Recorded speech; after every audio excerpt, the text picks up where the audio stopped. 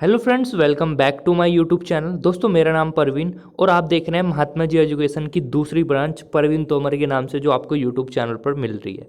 जी हाँ, मेरा इस चैनल बनाने का उद्देश्य यही है, जो आपके 12th के स्टूडेंट हैं हमारे, उनको ज़्यादा ये नहीं पता होता कि पेपर में क्या आता है, पेपर में क्या नहीं आता और पेपर के लिए क्या इंपॉर्टेंट है।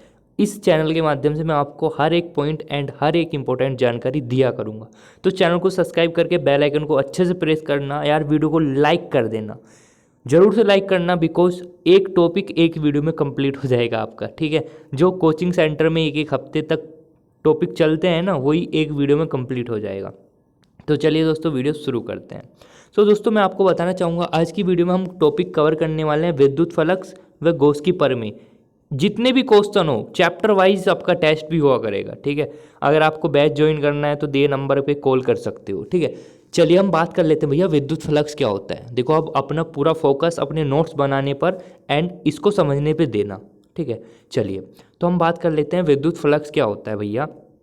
चलो भैया देखते हैं ज़रा क्या होता है। इमेजिन करना थोड़ा सा, कैसे भैया। देखो, ये जो आपको डिब्बा सा दिखाई दे रहा है, हाँ जी, ये डिब्बा सा जो दिखाई दे रहा है, ये है विद्युत फ्लक्स, सॉरी विद्युत क्षेत्र है। क्या है? विद्युत क्षेत्र।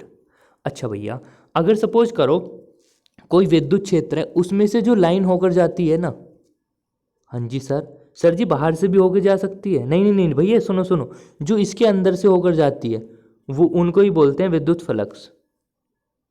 समझ में आया? अच्छा भैया देखो, एक बार और समझना, विद्युत क्षेत्र में से होकर जाने वाली विद्युत बल रेखाओं की संख्या को विद्युत फ्लक्स कहते हैं।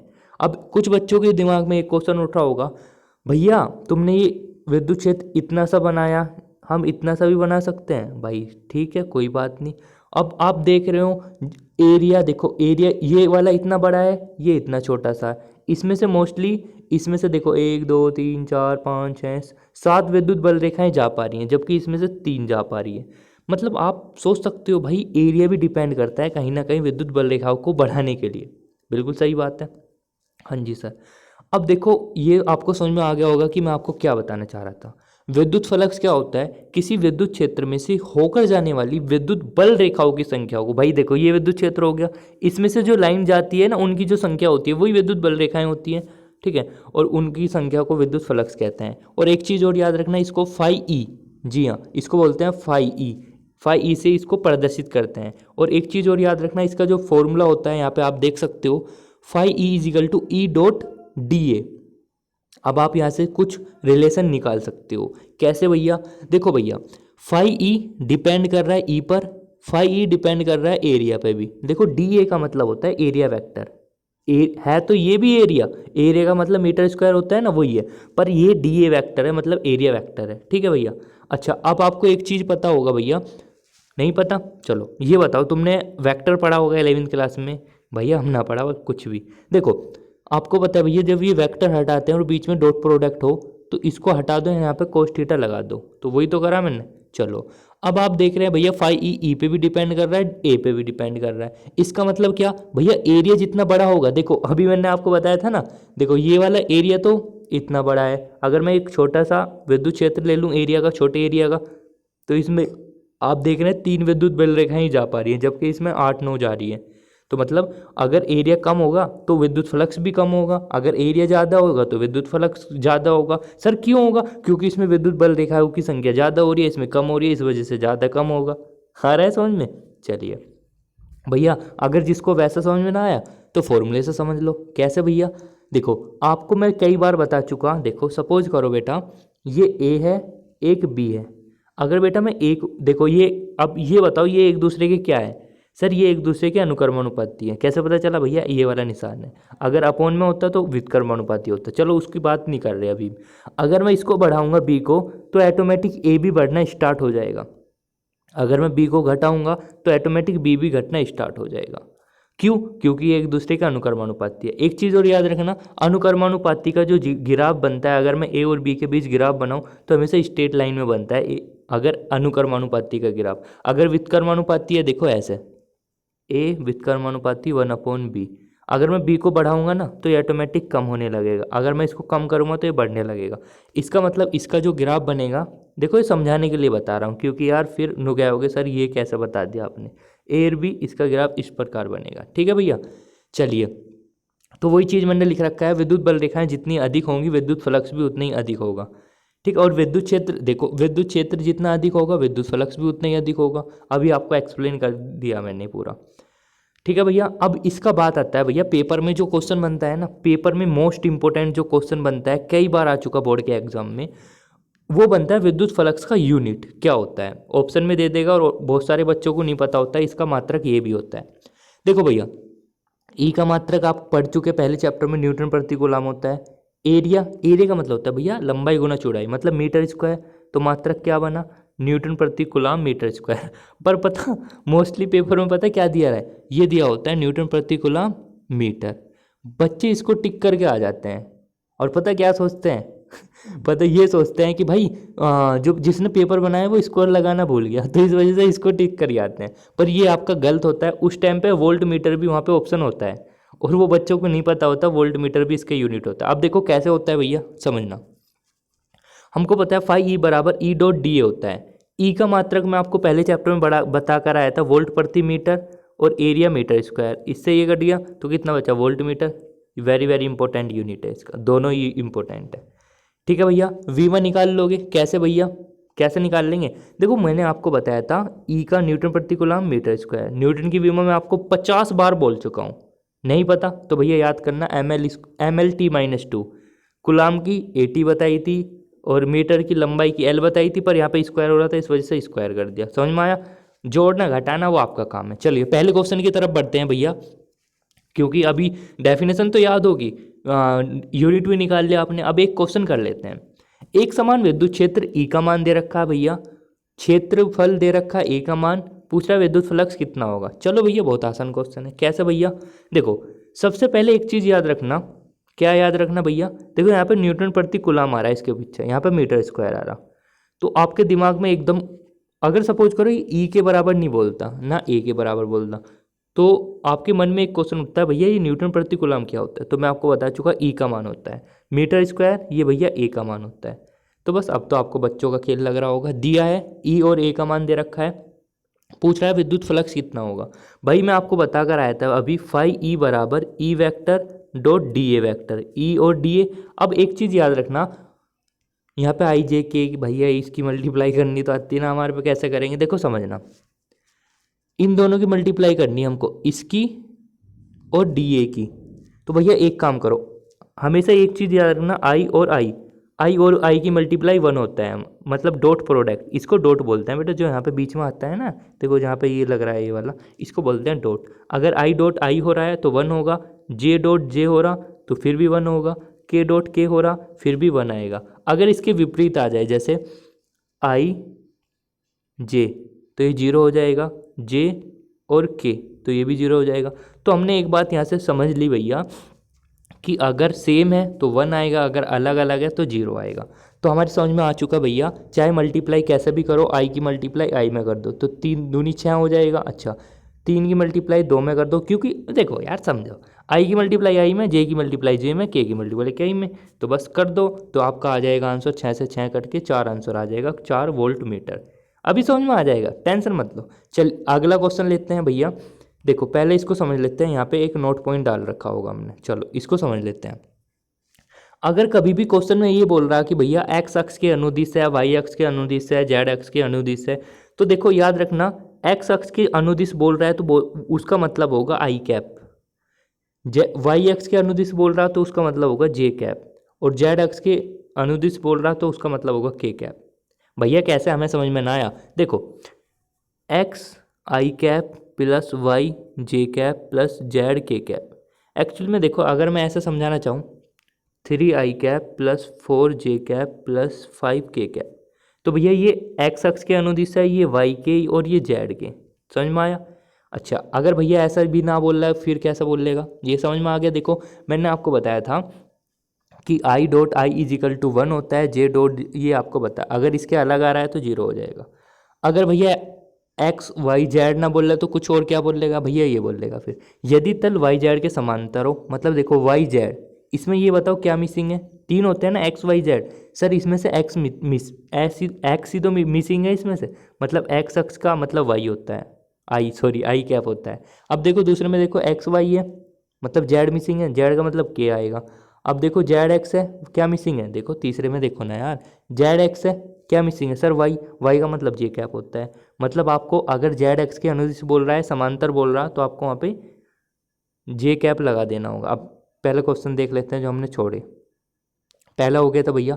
दूसरा क्वेश्चन, ये सारे एनसीईआरटी के, मतलब एनसीईआरटी से लिए गए हैं सारे क्वेश्चन, चाहे तो अपनी बुक में देख सकते हो आप। पहला क्वेश्चन है भैया, ई का मान दे रखा है, चलो कोई बात नहीं, ई का मान दे रखा है और 10 सेंटीमीटर भुजा दे रखी है, ठीक है, और वाई जेड तल के समांतर बोल रखा है। अब देखो आपके मन में एक घंटी बजनी चाहिए, क्या बजनी चाहिए भैया, ई का मान दे दिया भैया, हाँ ई का मान तो दिया, पर ए का मान तो इन्होंने दिया नहीं, वाई जेड तल के समांतर बोल रहा है, तो इसका मतलब क्या मिसिंग है भैया, इसमें एक्स में एक्स ही तो मिसिंग है, तो इसका मतलब आई क्या पा रहा होगा वहाँ पे।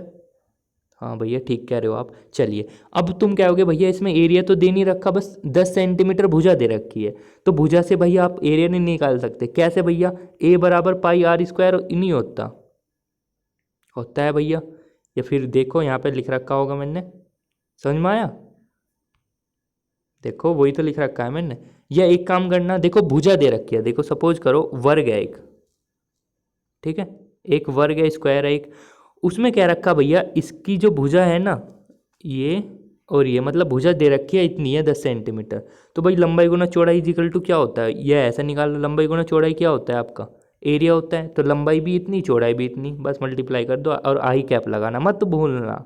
क्यों भैया, क्योंकि यहाँ पे वाई जेड तल के समांतर बोल रखा है, ठीक है। अब एक काम करना, आपको पता है क्या काम करना है, ई का मान दे रखा है, आपने ए निकाल लिया, मल्टीप्लाई कर देना, आंसर आ जाएगा, ठीक है। देखो आई आई की मल्टीप्लाई करोगे तो देखो 3 × 10⁻², ये आ जाएगा 30 वोल्ट।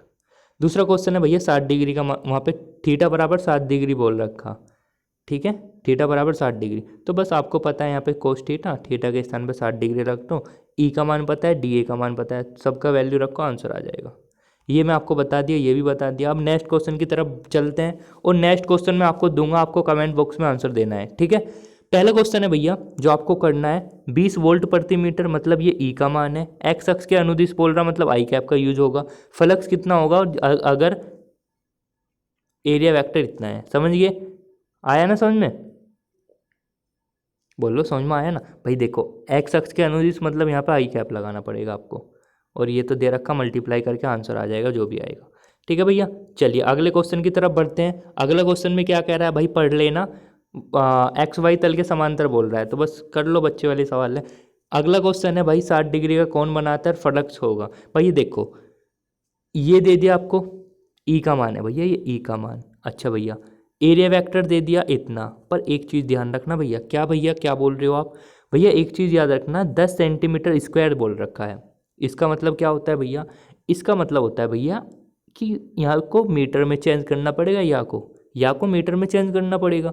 अब या को मीटर में कैसे चेंज करो भाई, हमारे पे तो ना, तो अब देखो कैसे करोगे, centimetre square is equal to metre square, इसको चेंज करने के लिए हम क्या काम करते हैं, 10⁻²² से मल्टीप्लाई करते हैं, पर यहाँ पे स्क्वायर भी आ रहा, तो इसका मतलब 10⁻⁴ से मल्टीप्लाई करनी पड़ेगी, ठीक है भाई। देखो यार सुनो, हमको पता है 1 सेंटीमीटर को मीटर में चेंज करने के लिए 10⁻² से मल्टीप्लाई करते हैं 1 सेंटीमीटर को, पर यहाँ पे क्या है भैया, सेंटीमीटर स्क्वायर है, इसका स्क्वायर करो, इसका स्क्वायर करो, तो कितना आएगा 10⁻। अब समझ में आया, चलो होशियार हो ऐसे तुम। चलिए भैया बहुत हार्ड लेवल के क्वेश्चन है, ध्यान रखना, इस वजह से बोल रहा हूँ, पूरा चैप्टर जरूर देखते रहना। चलिए भैया अगले टॉपिक की तरफ बढ़ते हैं, वो हमारा विद्युत फ्लक्स वहाँ पे कंप्लीट हो गया। वहाँ पे हमने क्या समझा, हमने वहाँ पे ये समझा था भैया फाई ई बराबर E vector dot D A vector, ये तो समझा था बस, कि जो विद्युत क्षेत्र है उसके अंदर से जो विद्युत बल रेखाएं गुजर रही हैं उसको विद्युत फ्लक्स कहते हैं। चलिए भैया हमारा नेक्स्ट टॉपिक है, और very very very important for your exam, Gauss keeper में क्या होती है भैया, चलो इसको समझ लेते हैं, थोड़ा फील लो, पढ़ तो लोगे, थोड़ा फील लो इसको, फील मतलब मजा आना चाहिए। चलो देखते हैं भैया कैसे करते हैं। देखो ये आपका पूरा बंद पृष्ठ है, गॉस कीपर में देखो पता हूँ क्या कहती है, गॉस कीपर में ये कहती है भैया, हाँ सुन लो ध्यान से यार, मजाक मत करो देखो गॉस कीपर में ये बोलती है भैया कि जो बंद पृष्ठ है ना उसमें जितना भी आवेश है, minus Q plus 2q minus 2q minus 3q। देखो गॉस की प्रमेय भैया ये बोलती है कि जो बंद आवेश है, मतलब जो बंद पृष्ठ है, बंद पृष्ठ कैसा भी हो सकता है, वो बंद पृष्ठ ऐसा भी हो सकता है, वो बंद पृष्ठ ऐसा भी हो सकता है, वो बंद पृष्ठ ऐसा भी हो सकता है, वो बंद पृष्ठ ऐसा भी हो सकता है। तो उन्होंने कहा भाई जो बंद पृष्ठ है ना, उसमें जितना भी घिरा हुआ आवेश है, उसमें अंदर जितना भी घिरा हुआ आवेश है, किसके भैया, जो बंद पृष्ठ है उसमें जितना भी घिरा हुआ आवेश है, बाहर की बात नहीं कर रहा हूँ, वो बाहर की बात नहीं कर रहा, वो आपको क्वेश्चन के लिए घुमाने के लिए बाहर भी आवेश देगा। पर गॉस की प्रमेय ये बोलती है भैया कि जो बंद पृष्ठ के अंदर जितना भी आवेश है, उन सभी को जोड़ने के बाद, मतलब जोड़ना इससे ही कट जाएगा, तो कितना आएगा 2q। 2q इसका एप्सिलॉन नॉट गुना होता है, मतलब जो बचा हुआ नेट आवेश है ना, जो निकल के आया, उसका एप्सिलॉन नॉट गुना होता है। यही आपकी गॉस की प्रमेय है। समझ में आया भैया? कैसे ऐसा कैसे कर रहे हो तुम, हमारी समझ में तो ना आया। देखो समझना इसको थोड़ा, आपको समझ में जब ही आएगा जब मैं लिखित रूप में आपको दिखाऊंगा, ठीक है? क्योंकि आप सभी की मेंटलिटी बन चुकी है भैया, लिखा हुआ दिखाओ जब भी बनेंगे हम तो। चलो कोई नहीं, देख लो भैया। गॉस की प्रमेय क्या बोलते हैं? गॉस की प्रमेय के अनुसार किसी बंद निकाय से गुजरने वाला, निकाय या पृष्ठ मान लो, गुजरने वाला विद्युत फ्लक्स उस निकाय द्वारा परिबद्ध, परिबद्ध मतलब घिरा हुआ आवेश क्यू का 1/एप्सिलॉन नॉट गुना होता है। ठीक है भैया? तो मैंने मान लिया, देखो क्यू का 1/एप्सिलॉन नॉट गुना होता है, तो मतलब इसकी मल्टीप्लाई इसमें करना, तो Q/एप्सिलॉन नॉट आ जाएगा। और यही आपकी गॉस की प्रमेय है। क्या है भैया? फाई इज इक्वल टू Q/एप्सिलॉन नॉट। मात्रक आपको पहले बता चुका था, फाई का मात्रक बताया था नहीं अभी, न्यूटन मीटर स्क्वायर प्रति कूलम, या फिर वोल्ट मीटर भी हम बोल सकते हैं। ठीक है भैया? चलिए, अब यहाँ पे तुम्हारे मन में क्वेश्चन उठ रहा होगा, भैया ये क्यों क्या है यहाँ पे? देखो क्यों आपको बताना चाहूँगा भैया। जो पृष्ठ द्वारा बंद पृष्ठ, बंद पृष्ठ होना चाहिए भैया, बंद, बंद पृष्ठ द्वारा जो घिरा हुआ आवेश है वो क्यों है? एप्सिलॉन नॉट क्या है? निर्वातीय वायु की विद्युतशीलता है। आपको कमेंट बॉक्स में ये बताना है निर्वातीय वायु की विद्युतशीलता का मात्रक क्या होता है, यूनिट क्या होता है। ठीक है? चलिए, अब देखो एक क्वेश्चन आपके सभी के सामने है, बताओ इसे कर नहीं सकते? अभी बताया था आपको, कैसे भैया? देखो क्वेश्चन में बोल रखा भैया एक बंद पृष्ठ में ये आवेश है और बाहर कुछ ये आवेश है, विद्युत फ्लक्स का मान बताना है भैया क्या होगा। तो भैया हम जानते हैं गॉस की प्रमेय। गॉस की प्रमेय क्या बोलते हैं सर? गॉस की प्रमेय ने ये कहा था कि भैया जो बंद पृष्ठ है ना, मतलब बंद होना चाहिए। अच्छा जो बंद पृष्ठ है ना, उसमें जो आवेश है, जो भी आवेश हैं, उनको जोड़ने के पश्चात एप्सिलॉन नॉट से भाग कर दो, वही आपका विद्युत फ्लक्स निकल कर आ जाएगा। मैंने कहा भैया ऐसे कैसे मान लें हम? चलो तो भैया मान लेते हैं। देखो -2 प्लस क्यू और प्लस, मतलब 3 और 1 4 हो गया, यानी 4q माइनस इसमें से 2 और घटा देना, तो 2q आया। और मैंने कहा एप्सिलॉन नॉट से भाग कर दो, तो बस क्या आया आंसर? भाई ये आ गया आपका आंसर। कैसे निकल रहा भैया? सुनो यार, फिर भी तुम्हारी समझ में नहीं आ रहा। भाई जो बंद पृष्ठ है ना, बाहर का मत देखो यार, बाहर को इग्नोर मारो। ठीक है? बाहर को इग्नोर मारो, जो बंद पृष्ठ है उसको देखो, इनका जितना भी आवेश है नेट आवेश निकाल के, और आपको यहाँ पे क्यों के स्थान पे वो वाली वैल्यू पुट करके एप्सिलॉन नॉट से भाग कर देना है। नेक्स्ट क्वेश्चन है वेरी वेरी वेरी वेरी क्या है, सिंपल क्वेश्चन। तुम्हें क्या लगा इंपॉर्टेंट बोल लूँगा? चलो सही है वैसे क्वेश्चन। दूसरा क्वेश्चन में क्या बोल रहा है? यदि किसी बंद पृष्ठ द्वारा कोई आवेश परिबद्ध नहीं किया गया तब विद्युत फ्लक्स कितना होगा? भैया ये कह रहा भैया अगर कोई आवेश गिरा हुआ नहीं है बंद पृष्ठ में, मतलब आवेश जीरो हैं घिरे हुए, कोई आवेश नहीं है गिरा हुआ, तो पूछ रहा विद्युत फ्लक्स कितना होगा। भाई एक चीज़ बताओ, जब क्यू का मान ही जीरो है, यहाँ पे रखना क्यू के स्थान पे जीरो अपॉन एप्सिलॉन नॉट, तो विद्युत फ्लक्स कितना आएगा बताओ? भैया जीरो ही तो आएगा। तो बस यही समझाने के लिए था इसमें छोटा सा। ठीक है? मतलब जब बंद पृष्ठ द्वारा घिरा कोई आवेश ही ना हो तो विद्युत फ्लक्स भी शून्य ही होगा। ठीक है? चलिए अगला क्वेश्चन है भैया, और वेरी वेरी इंपॉर्टेंट, कई कंपटीशन एग्जाम में ये वाला क्वेश्चन आ चुका है। तो भैया कैसे आया था इसको समझते हैं, और क्यों आया था, कौन से एग्जाम में आया था, इसको भी बताऊंगा। पहला क्वेश्चन है यदि किसी बंद पृष्ठ में, मतलब वही बंद पृष्ठ है आपका, वही गॉस की प्रमेय लगेगी, में कोई विद्युत द्विध्रुव को रख दिया जाए। विद्युत द्विध्रुव पढ़ाया था? नहीं पढ़ा? पहले चैप्टर में जाके पढ़ो। ठीक है? इसमें मैंने विद्युत द्विध्रुव को रख दिया। विद्युत द्विध्रुव क्या होता है? डाइपोल होता है भैया। कैसा होता है? एक पर माइनस चार्ज होता है, एक पर प्लस चार्ज होता है, बीच की दूरी 12 होता है। इसको मैंने कहाँ पे रख दिया? एक बंद पृष्ठ में रख दिया। अब देखो मैंने क्या बोला था, गॉस की प्रमेय के अनुसार किसी बंद पृष्ठ द्वारा घिरा कुल आवेश, अब देखो एक प्लस है एक माइनस है, तो कैंसिल हो जाएंगे। कोई अंदर आवेश बचा? भैया कोई आवेश ही नहीं बचा, कैंसिल हो गए ये तो। चलो तो फिर बताओ आप, आपके अकॉर्डिंग क्या आएगा आंसर? विद्युत फ्लक्स कितना आएगा फिर भैया? 0 आएगा। अब देखो कैसा, इसका सिंप्लीफाई देख लो यहाँ पे। कुल आवेश कितना है भैया? 0 से 0 मतलब 0 आ जाएगा। क्यू नेट कितना आ गया? 0। अब आपको पता है गॉस की प्रमेय होती है phi e is good q upon f sine naught. Q का मान 0 है, उठा के यहाँ रखो तो फाई ई कितना आएगा? मतलब अगर अगर कोई बंद पृष्ठ है उसके भीतर आप विद्युत द्विध्रुव को रखते हो तो विद्युत फ्लक्स हमेशा शून्य आता है। अब एक क्वेश्चन हो रहा था, क्वेश्चन ये था कि भैया यदि एक बंद पृष्ठ, ये तो 2020 में ही आया, इस साल ही आया था एग्जाम में, बोर्ड के एग्जाम में, ठीक है। क्या आता है, यदि एक बंद पृष्ठ के भीतर n विद्युत द्विध्रुव रख लिए जाए तो बंद पृष्ठ से निर्गत कुल विद्युत फ्लक्स कितना होगा? अब भाई एक चीज़ बताओ मुझे, समझना इस चीज़ को, थोड़ा फील लेना, थोड़ा फील लोगे जब भी इसको आसानी से समझ पाओगे। देखो मैं आपसे ये बोल रहा हूँ कि एक मेरे पास बंद पृष्ठ है, मान लो ये हमारा बंद पृष्ठ है, मैं कह रहा हूँ इसमें n विद्युत द्विध्रुव रखने हैं। मैंने मान लिया n बराबर 5 है, 5 या 4, मैंने जो भी मानना, 4 है, या मैंने मान लिया n बराबर ये इनफाइनट तक जा रहा है, मतलब मुझे नहीं पता n कितने रखने हैं, पर n रखने हैं। अब देखो बच्चे यहीं पे कन्फ्यूजन हो जाते हैं, भैया 1 रखें, 2 रखें, 3 रखें, 4 रखें। भाई मैं तो ये कहता हूँ आपका मन जितना कर रहा है उतना रख लो। तो मेरा मन कर रहा है मैं 3 रखूँगा n के स्थान पे। तो देखो एक विद्युत द्विध्रुव, दूसरा माइनस क्यू प्लस क्यू, और तीसरा माइनस क्यू प्लस क्यू। अच्छा भैया, अब आप देख रहे हो भैया कि प्रत्येक विद्युत द्विध्रुव, अगर मैं एक इस सेपरेट विद्युत द्विध्रुव की बात करूं तो इससे ये कैंसिल हो जाएगा, ऐसे अगले से ये कैंसिल हो जाएगा, ऐसे अगले से ये कैंसिल हो जाएगा। मतलब जितने भी विद्युत द्विध्रुव आते रहेंगे आपस में प्लस माइनस चार्ज से कैंसिल होते रहेंगे। तो आप कितने भी विद्युत द्विध्रुव ले लो, 500, 1000, 20,000, 500, पता नहीं कितने भी ले लो इनफाइनाइट तक, आपका हमेशा आवेश कितना आएगा? हमेशा 0 आएगा। अब जब आवेश ही 0 आ रहा है तो बताओ विद्युत फ्लक्स कितना आएगा? तो 0 आएगा। वेरी टुच्चा क्वेश्चन ठीक है, पर पेपर के हिसाब से इम्पोर्टेंट है, क्योंकि बच्चों को ये चीज़ नहीं पता होती भैया। ठीक है भैया, तो ये बी पार्ट का आपका सॉल्यूशन हो चुका है। समझ में आ गया क्या बोल रहा था मैंने? अच्छा समझ में आया? देखो मैंने इसका सॉल्यूशन कर भी रखा है, आप देख सकते हो। इसका पीडीएफ फाइल मेरे टेलीग्राम ग्रुप पर मिल जाएगा, जितना भी मैं आपको पढ़ाऊंगा आज उसका सारा पीडीएफ फाइल मेरे टेलीग्राम ग्रुप पर मिल जाएगा, जिसका नाम है महात्मा जी एजुकेशन। महात्मा जी, ठीक है, महात्मा जी एजुकेशन लिखकर टेलीग्राम पर सर्च कर लेना है। उसका लिंक भी मैं आपको कमेंट बॉक्स में दे दूंगा, पर आपका काम है इस वीडियो को बहुत ज़्यादा शेयर करना। ठीक है भैया, चलो क्वेश्चन हो चुका है। अच्छा अब एक क्वेश्चन और है, देखो क्वेश्चन नहीं नोट पॉइंट है, इसको नोट करना थोड़ा सा। किसी बंद पृष्ठ में चाहे कितने भी विद्युत द्विध्रुव रख दो फिर भी विद्युत फ्लक्स का मान 0 होगा। आपको प्रूफ करके दिखा दिया ना ऊपर।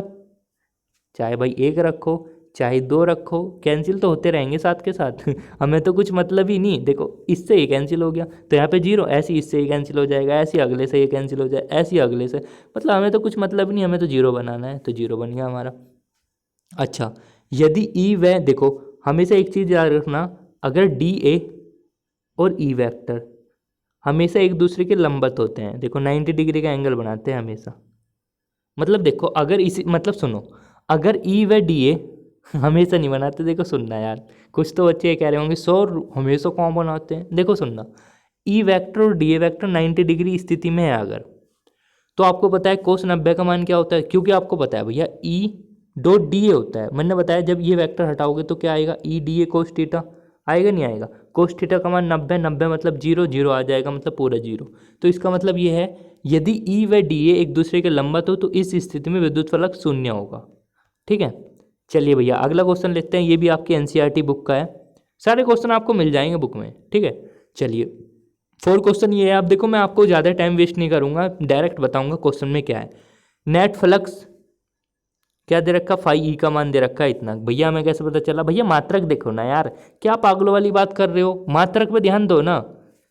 ठीक है, न्यूटन प्रति कूलम मीटर स्क्वायर विद्युत फ्लक्स मतलब फाई ई का मान हो गया। पूछ रहा भैया कुल आवेश कितना होगा, भाई सिंपल सी बात है। कैसे भैया, देखो यार क्या आप टुच्ची सी बात करो तुम भी है। देखो मैंने आपको बताया था भैया फाई ई बराबर Q upon f sine note होता है। फाई ई का मान दे रखा है, एफ साइन नोट का मान हमको पता होता है 8.85 इंटू 10⁻⁻12। क्यू का मान नहीं निकाल सकते, इसकी मल्टीप्लाई इधर कर दो बस, निकल के आ जाएगा आंसर। ठीक है भैया, दूसरे पार्ट में कह रहा है भैया यदि बॉक्स के प्रत्येक फ्लक्स 0 हो, बस देखो ये पूछ रहा भैया अगर बॉक्स है हमारे पास, काले कलर का जो भी बॉक्स इन्होंने दे रखा है एनसीईआरटी वालों ने, ये कह रहे भैया बताओ इसमें आवेश होगा या नहीं होगा, अगर होगा तो क्यों नहीं होगा, अगर नहीं होगा तो क्यों नहीं होगा। तो ये है भैया एनसीईआरटी वालों का क्वेश्चन। तो भैया समझना इसमें क्या करना। देखो सबसे पहले तो एक चीज़ याद रखना, हम विद्युत फ्लक्स या जो भी आवेश है उसको शून्य नहीं मान सकते अपनी तरफ से, पर अगर हम इसको एक्सपेरिमेंटल देखें तो इस बॉक्स के अंदर जितना पॉजिटिव चार्ज होगा उतना ही निगेटिव चार्ज होगा, ठीक है। और ये क्या काम करेंगे, एक दूसरे को नष्ट कर देंगे। नष्ट करने पर टोटल नेट जीरो आ जाएगा, और जब नेट मतलब क्यू नेट ही जीरो आ जाएगा तो आप बताओ फाई ई बराबर Q upon f sign not होता है, तो क्यू फाई ई बराबर भी जीरो आ जाएगा ना। अब देखो इसका जो वाक्य है आप यहाँ पे पढ़ सकते हो। हम यह निष्कर्ष नहीं निकाल सकते कि बॉक्स के अंदर नेट आवेश शून्य है, मतलब ये हमारे बस की नहीं है निकालना। पर हम एक चीज़ ज़रूर बोल सकते हैं कि उसमें जो आपका बॉक्स है उसमें जितने पॉजिटिव चार्ज होंगे उतने ही नेगेटिव चार्ज होंगे, जो एक दूसरे को निरस्त कर देंगे, और ऐसे स्थिति में जो नेट के भीतर आवेश हो जाएगा वो शून्य हो जाएगा, जिसके कारण विद्युत फ्लक्स भी शून्य हो जाएगा। समझ में आया? चलिए अगला क्वेश्चन है। देखो अगर कभी भी याद रखना बेटा, कभी भी, वेरी वेरी इंपॉर्टेंट है, कभी भी याद रखना, अगर घन के केंद्र पर आवेश पूछे, मतलब अगर कुल आवेश पूछे, मतलब ये कहे कि भैया एक घन है, ये भुजा दे दी, आवेश दे दिया, और कहे कि भैया कुल आवेश बताओ, तो क्यों अपॉन एप्सिलॉन नोट लगाना है आपको। अगर फलक पर पूछ रहा है, फलक, पिलंग पर नहीं, फलक पे क्यों अपॉन 6 एप्सिलॉन नोट होगा। फलक पर अगर पूछता है मतलब 6 से डिवाइड कर देना, अगर शीर्ष पे पूछ रहा है तो 8 से डिवाइड कर देना, अगर कोर पे पूछ रहा है तो 12 से डिवाइड कर सकते हो आप। चलो भैया एक क्वेश्चन लेते हैं और इसको समझते हैं ये क्या कहना चाह रहा है। अब इसमें देखो भैया 10 सेंटीमीटर वर्ग का ये है, केंद्र से कोई इतना आवेश रखा हुआ है, फलक पर विद्युत फ्लक्स कितना होगा।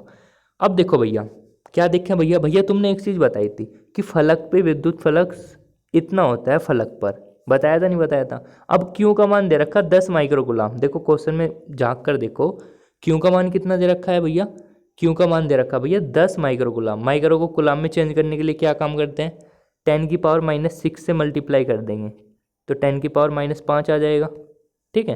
तो बस ये वाला वैल्यू उठा के क्यू के स्थान पर रखना है। एप्सिलॉन नोट का मान आपको पता होता है 8.85 इंटू 10⁻12, आंसर आपका आ जाएगा। सॉल्यूशन मैंने कर रखा है, समझ में आया,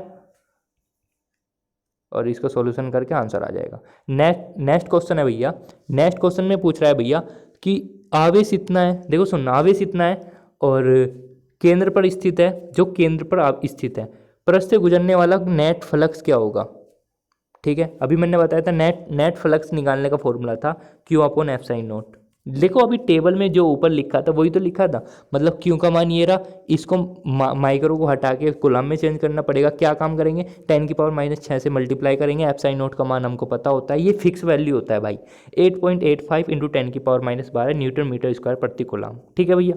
चलिए और कैलकुलेशन करके आप निकाल सकते हो इजीली। चलिए भैया समझ में आ रहा है ना भाई, बहुत लंबी क्लास होगी, अभी तो स्टार्टिंग हुई है।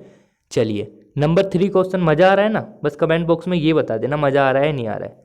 भैया अगला क्वेश्चन है, किसी बिंदु आवेश के कारण उस बिंदु को केंद्र मानकर खींचे गए 10 सेंटीमीटर त्रिज्या के गोलीय गॉसियन पृष्ठ पर विद्युत फ्लक्स। अब देखो भैया इसमें क्वेश्चन में इन्होंने क्या बोल रखा है, इन्होंने बोल रखा है भाई विद्युत फ्लक्स, मतलब ये जो वैल्यू दे रखी है इन्होंने भैया ने दे रखी है फाई ई का मान, ठीक है। अब क्वेश्चन में भैया ये पूछ रहे हैं कि भैया अगर त्रिज्या 2 गुनी कर दी जाए तो फ्लक्स पर क्या प्रभाव पड़ेगा। अब एक चीज़ मुझे बता दो आप, ये पेपर में क्वेश्चन आ सकता है, ठीक है। अब देखो कैसे, भाई मुझे पता है भैया फाई ई बराबर क्या होता है, क्यू अपॉन एप्सिलॉन नोट। हाँ जी भैया ठीक कह रहे हो आप, फाई ई बराबर होता है क्यू अपॉन एप्सिलॉन नोट। अब मुझे ये बताओ फाई ई डिपेंड कर रहा है कहीं लंबाई पर या त्रिज्या पर डिपेंड कर रहा है। तुम कहोगे भैया नहीं कर रहा है, तुमने तो भैया ये बताया था कि फाई ई जो है ओनली ऑन ई और फाई ई ओनली ऑन ए पे डिपेंड करता है। और इस वाले फॉर्मूले के अकॉर्डिंग अगर हम देखें तो फाई ई बराबर क्यू अपॉन एप्सिलॉन नोट, इसके अकॉर्डिंग भी भाई वो लंबाई या त्रिज्या पे डिपेंड नहीं करता है। मतलब त्रिज्या को आप 4 गुनी करो या 25 गुना या 1 करोड़ गुनी कर लो, विद्युत फ्लक्स पर कोई प्रभाव नहीं पड़ेगा, जितना है उतना ही रहेगा। समझ में आया। अब मैं तुमसे कह रहा हूँ भाई, सुनो मेरी बात, अब मैं तुमसे ये बोल रहा हूँ कि तुम्हारी मम्मी ने तुम में चांटे मार दिए, है ना, तुम्हारी मम्मी ने तुम्हारे में चांटे मार दिए। अब भाई जब तुम घर पे ही नहीं रहोगे तो चांटे कैसे मार देगी, मुझे ये बताओ। तुम तो कोचिंग में पढ़ाई कर रहे हो और मैं कह रहा हूँ तुम्हारी मम्मी ने चांटे मार दिए, तो ऐसे कैसे मार देगी। मैं तो भैया अपने घर पे हूँ, मतलब कोचिंग में पढ़ाई कर रहा हूँ, अभी काम आ रहे हैं, वैसे हो सकता है कल को मार दें, पर अभी नहीं मारे, मतलब गलत बात है, ठीक है। तो ऐसा समझ सकते हो। भैया क्या समझाते रहो तुम भी। चलो नेक्स्ट क्वेश्चन है, बिंदु आवेश का मान क्या होगा। ठीक है, बिंदु आवेश का मान पूछ रहा है भैया क्या होगा। अब भैया सुनना, ध्यान से सुनना, देखो फाई ई का मान दे रखा है इतना, क्यू का मान पूछ रहा है, कैसे भैया कैसे निकाल लेंगे, देखो समझना इसको। हमको पता है भैया फाई ई बराबर Q upon f sine note होता है, इसका मान क्वेश्चन में दे रखा है, इसका मान हमको पता होता है, क्यू हम निकाल नहीं सकते, इसकी गुना इधर कर दो बस निकल जाएगा भैया। बहुत आसान क्वेश्चन है, टुच्चा क्वेश्चन, एनसीईआरटी में दे रखा है। पर चलिए भैया गॉस की प्रमेय को प्रूफ करते हैं। ठीक है, जो आपके पेपर में प्रूफ आता है ना, आपको ऐसे ही करना पड़ेगा। गॉस की प्रमेय का प्रूफ करने से पहले आपको 2 से 3 बातें का नॉलेज होना बहुत इंपॉर्टेंट है। क्या भैया, क्या बताने वाले हो, देखो समझना। गॉस की प्रमेय का अगर आपको प्रूफ करना है तो भाई एक चीज़ इंपॉर्टेंट है। क्या भैया, देखो इसको समझना है इंपॉर्टेंट है। अभी मैं आपको समझा देता हूँ पूरा जितना भी हो सकता है। भैया क्या समझाने वाले हो, देखो जरा, देखो समझना, देखो समझना। अगर कभी भी आपका एक गोला हो, ठीक है, और इसका सेंटर हो यहाँ से यहाँ तक की, सपोज करो रेडियस आर हो, ठीक है, और मुझे पता है भैया इसमें जो विद्युत क्षेत्र का वेक्टर होगा और एरिया वेक्टर होगा। देखो अगर इसकी सरफेस पे हो, देखो ये सरफेस ही तो है भैया, पृष्ठ ही तो है ये वाला, अच्छा पृष्ठ पर हो, तो इसमें एरिया वेक्टर और डी ए वेक्टर, मतलब एरिया वेक्टर और आपका ई वेक्टर, दोनों की दिशा समान होती है। एक बार और समझना, अगर पृष्ठ पर यहाँ पे हमें पता है, देखो अगर हम आर दूरी पर निकालना चाहते हैं तो हमेशा ई वेक्टर और डी ए वेक्टर हमेशा समान दिशा में होते हैं। ठीक है भैया, समझ में आया।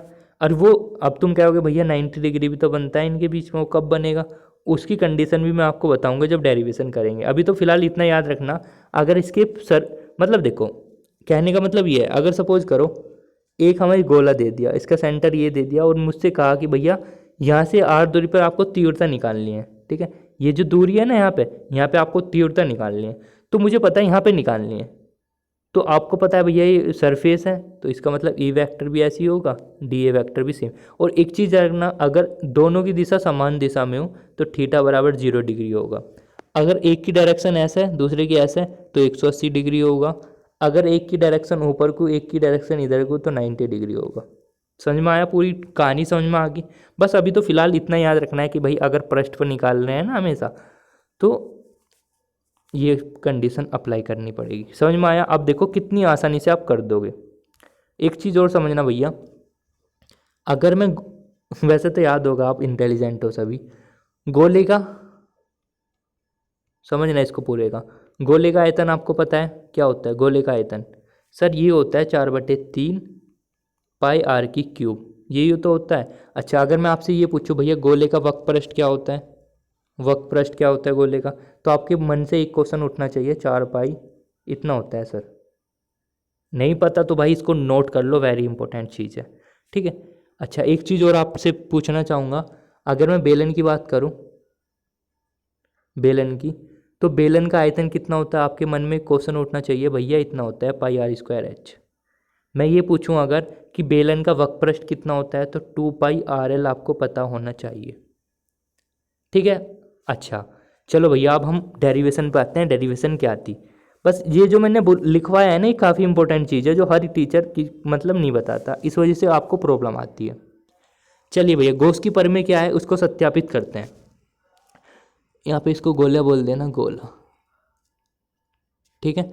माना एक गोला है जिसका सेंटर ओ है, ओ से आर दूरी पर कोई बिंदु यहाँ पे मान लो पी है, मान लो पी पॉइंट है, और यहाँ पे आपको क्या निकालना है, यहाँ पे आपको या पी पॉइंट मानो या आपकी मर्जी है, जहाँ पे हमें गॉस की प्रमेय को सत्यापित करना है, ठीक है, ऐसा बोल सकते हो, ये थ्योरी भी लिखा हुआ है।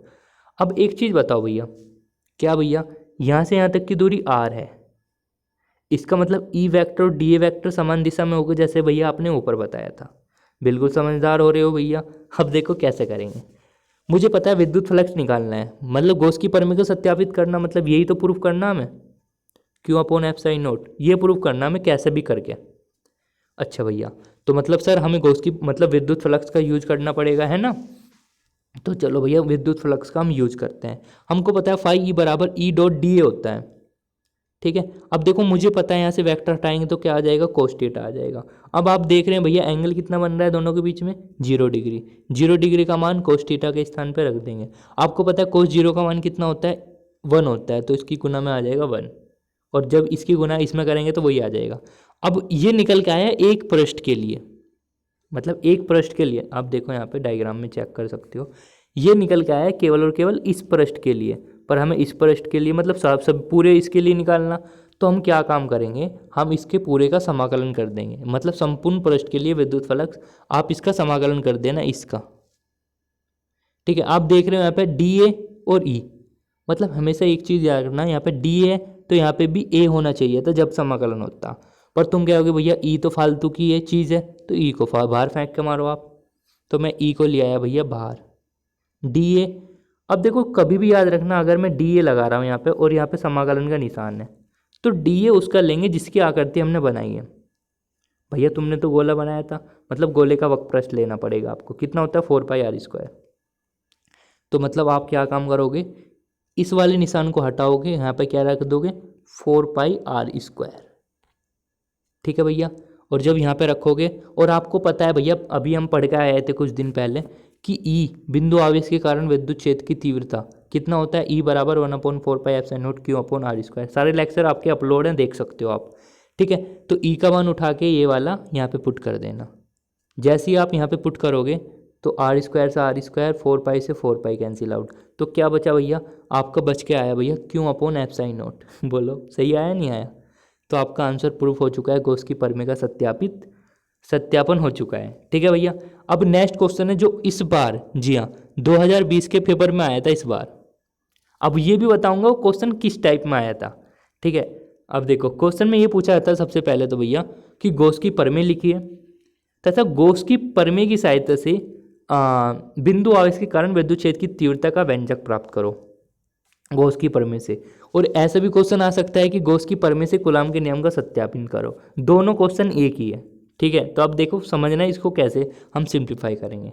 और जो इस बार जो 2020 में पेपर आया था ना भैया, उसमें एक न्यूमेरिकल भी जोड़ रखा था जो इस वीडियो में आपको बताऊंगा, ठीक है। चलिए, विद्युत फ्लक्स देखो वही सेम चीज़ जो मैंने आपको पीछे बताई थी, ई vector D A vector same direction में है तो थीटा का मान 0। ऐसे same E D A cos theta लगा दिया, ये जब वेक्टर हटाओगे तो कोस थीटा बराबर 0 रख दिया, तो ये आ गया। संपूर्ण पृष्ठ के लिए निकाल लिया, तो यहाँ पे ये वाला मतलब ई तो बाहर आ जाएगा। इसके स्थान पे गोले की बात कर रहे हैं तो आपको 4πr² लगा देना होगा, वही सेम चीज़। अच्छा, जब इसको लगाओगे तो नंबर 1 मान लेना है। अब वो कह रहा था, देखो क्वेश्चन को पढ़ना है एक बार दोबारा से। वो कह रहा था गॉस की प्रमेय की सहायता से कूलॉम के नियम का सत्यापन करना है, तो गॉस की प्रमेय का भी तो यूज करना पड़ेगा, है या नहीं। तो गॉस की प्रमेय क्या होती है, phi E is equal to q/f(sin0)।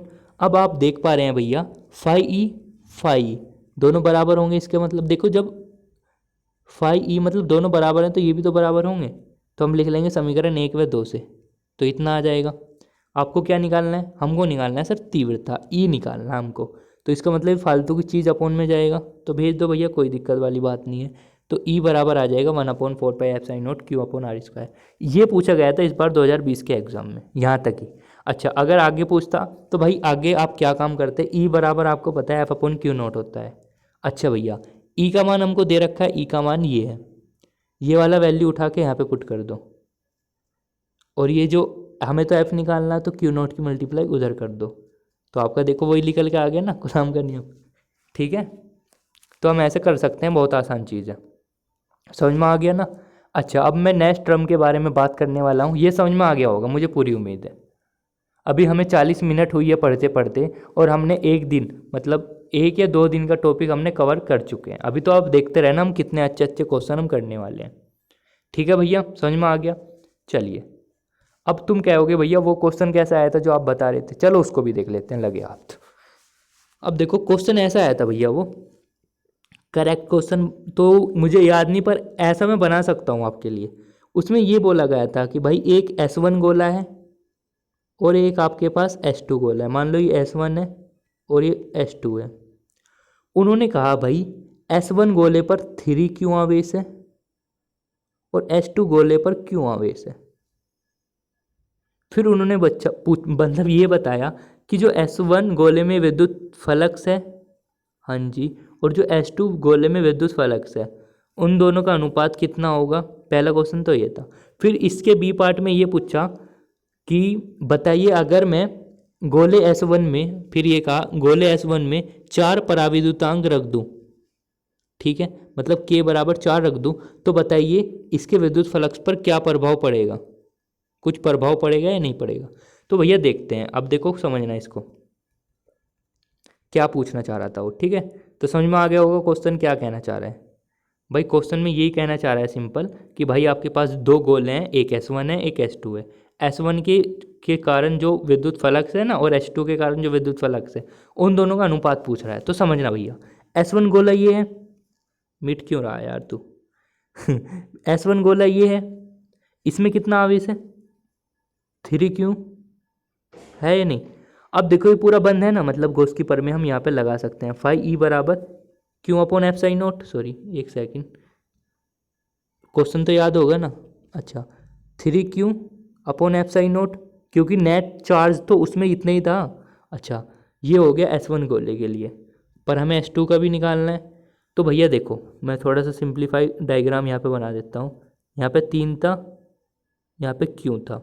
अब एक चीज़ बताओ, S2 गोला देखो अगर मैं कह रहा हूँ तुम्हारे पास एक पूरा घर है या नहीं, और मैं कह रहा हूँ घर में 4 रूम है, 1 2 3 4, और इसमें 1 गुलाम आवेश रखा है एक कमरे में, एक में 2 गुलाम आवेश रखा है, एक में 3 गुलाम, एक में 4 गुलाम, मतलब सभी में अलग अलग आवेश रखा हुआ है, मान लो या सेम भी रखा हुआ कोई भी, पर मैंने बोल दिया 1 2 3 4 इतने गुलाम आवेश रखा हुआ है।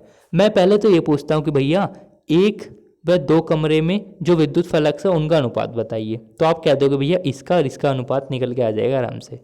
फिर मैं पूछता हूँ इसका अनुपात बताइए, फिर भी आप आराम से बता दोगे।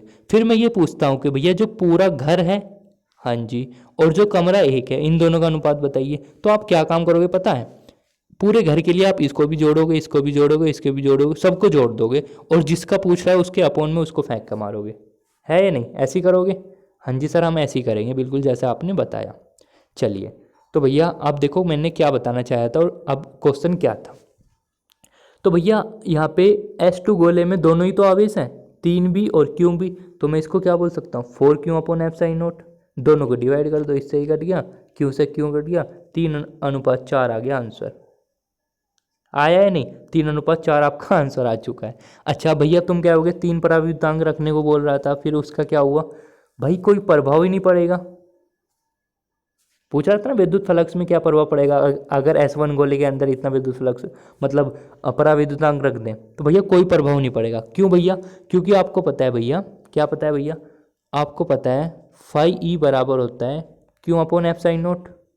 अब ये बताओ कहीं इसमें पराविद्युतांक का जिक्र हो रहा है, पराविद्युतांक का जिक्र हो रहा है कहीं इसमें, नहीं हो रहा सर, तो बस डिपेंड ही नहीं करेगा, तो इसका मतलब कोई प्रभाव नहीं पड़ेगा। ये आया था भैया 2020 में इस बार क्वेश्चन। चलिए भैया हम अगली चीज़ के बारे में बात कर लेते हैं। 3 मिनट में क्वेश्चन मैंने आपको बता दिया पूरा एक्सप्लेन करके। चलिए भैया अगला क्वेश्चन है, अगली डेफिनेशन है कुछ, इसको समझने से पहले मैं आपको कुछ पॉइंट बता दूं यार, नहीं तो फिर क्या होगा सर बताते नहीं हो। नंबर पहला है रेखीय आवेश घनत्व, रेखीय आवेश घनत्व पहला है। दूसरा है पृष्ठ आवेश घनत्व, पृष्ठ आवेश घनत्व। तीसरा है आयतन, आयतन आवेश घनत्व। अब भाई इसको इंग्लिश में बोलते हैं लीनियर चार्ज डेंसिटी। अब देखो लीनियर का मतलब होता है जो मतलब लीनियर होता है, लीनियर होता है या नहीं। मैं कहता हूँ मेरे पास एक लीनियर पेन है, मतलब एक रेखीय मेरे पास पेन है। अब एक चीज़ याद रखना भैया, इसको लैम्डा से प्रदर्शित करते हैं, सबसे बड़ी बात तो ये क्यू अपॉन एल के बराबर होता है, और इसको पृष्ठ आवेश घनत्व को सिग्मा से रिप्रेजेंट करते हैं और क्यू अपॉन ए के बराबर होता है। एंड इसको रो से प्रेजेंट करते हैं, आयतन वाले को देखो यहाँ पे रो से प्रेजेंट करते हैं, क्यू अपॉन वी होता है। अब देखो भैया इसको समझ लो, इसकी डेफिनेशन कैसे बनाओगे, पेपर में अगर आने लगी तो भैया कैसे है, भैया तुम तो बताते नहीं हो। चलो देखो क्यू अपॉन एल है, रेखीय क्या है क्यू अपॉन एल है, और पृष्ठ क्या होगा क्यू अपॉन ए होगा। आयतन आवेश घनत्व क्या होगा, Q/V होगा। देखो सबकी मैंने तीनों की डेफिनेशन आपको यहाँ पे बता दी। कैसे भैया, देखो ऐसे बोलना, देखो अपने मन मन में बोलो 3 से 4 बार, रेखीय पृष्ठ आयतन, रेखीय पृष्ठ आयतन, रेखीय पृष्ठ आयतन, रेखीय पृष्ठ आयतन, रेखीय पृष्ठ आयतन। बोलो यार कैसे मुझे देख रहे हो। चलो सुनना, रेखीय आवेश घनत्व में L आएगा, पृष्ठ, पृष्ठ मतलब जो पृष्ठ पे फैलेगा ना आवेश, उसके लिए मतलब क्षेत्रफल आएगा। और जो आयतन आवेश घनत्व होगा, जैसे नाम से पता चल रहा है आयतन आवेश घनत्व, मतलब आयतन का बात हो रहा है तो यहाँ पे V आएगा। समझ में आया। रेखीय के लिए L आएगा, पृष्ठ के लिए A आएगा और आयतन आवेश घनत्व के लिए V आएगा। तो डेफिनेशन आप सभी के सामने है कि प्रति एकांक लंबाई पर उपस्थित आवेश की मात्रा को रेखीय आवेश घनत्व कहते हैं। इसे लैम्बडा से प्रदर्शित करते हैं। इसका मात्रक कूलम प्रति मीटर होता है।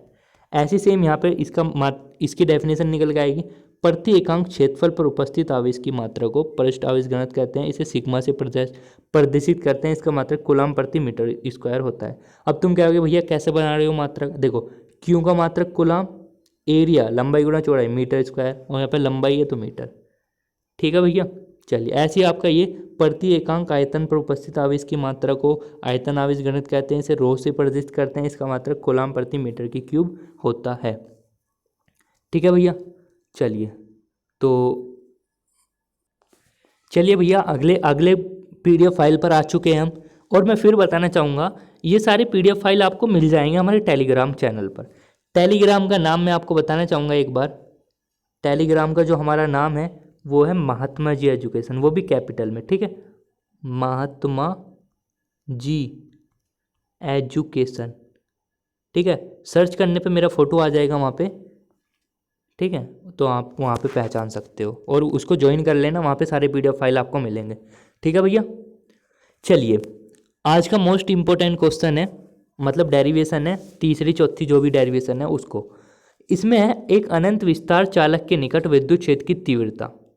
ठीक है, मतलब क्वेश्चन ऐसा आएगा अगर पेपर में आया तो, वैसे पेपर में आते रहते हैं ये क्वेश्चन।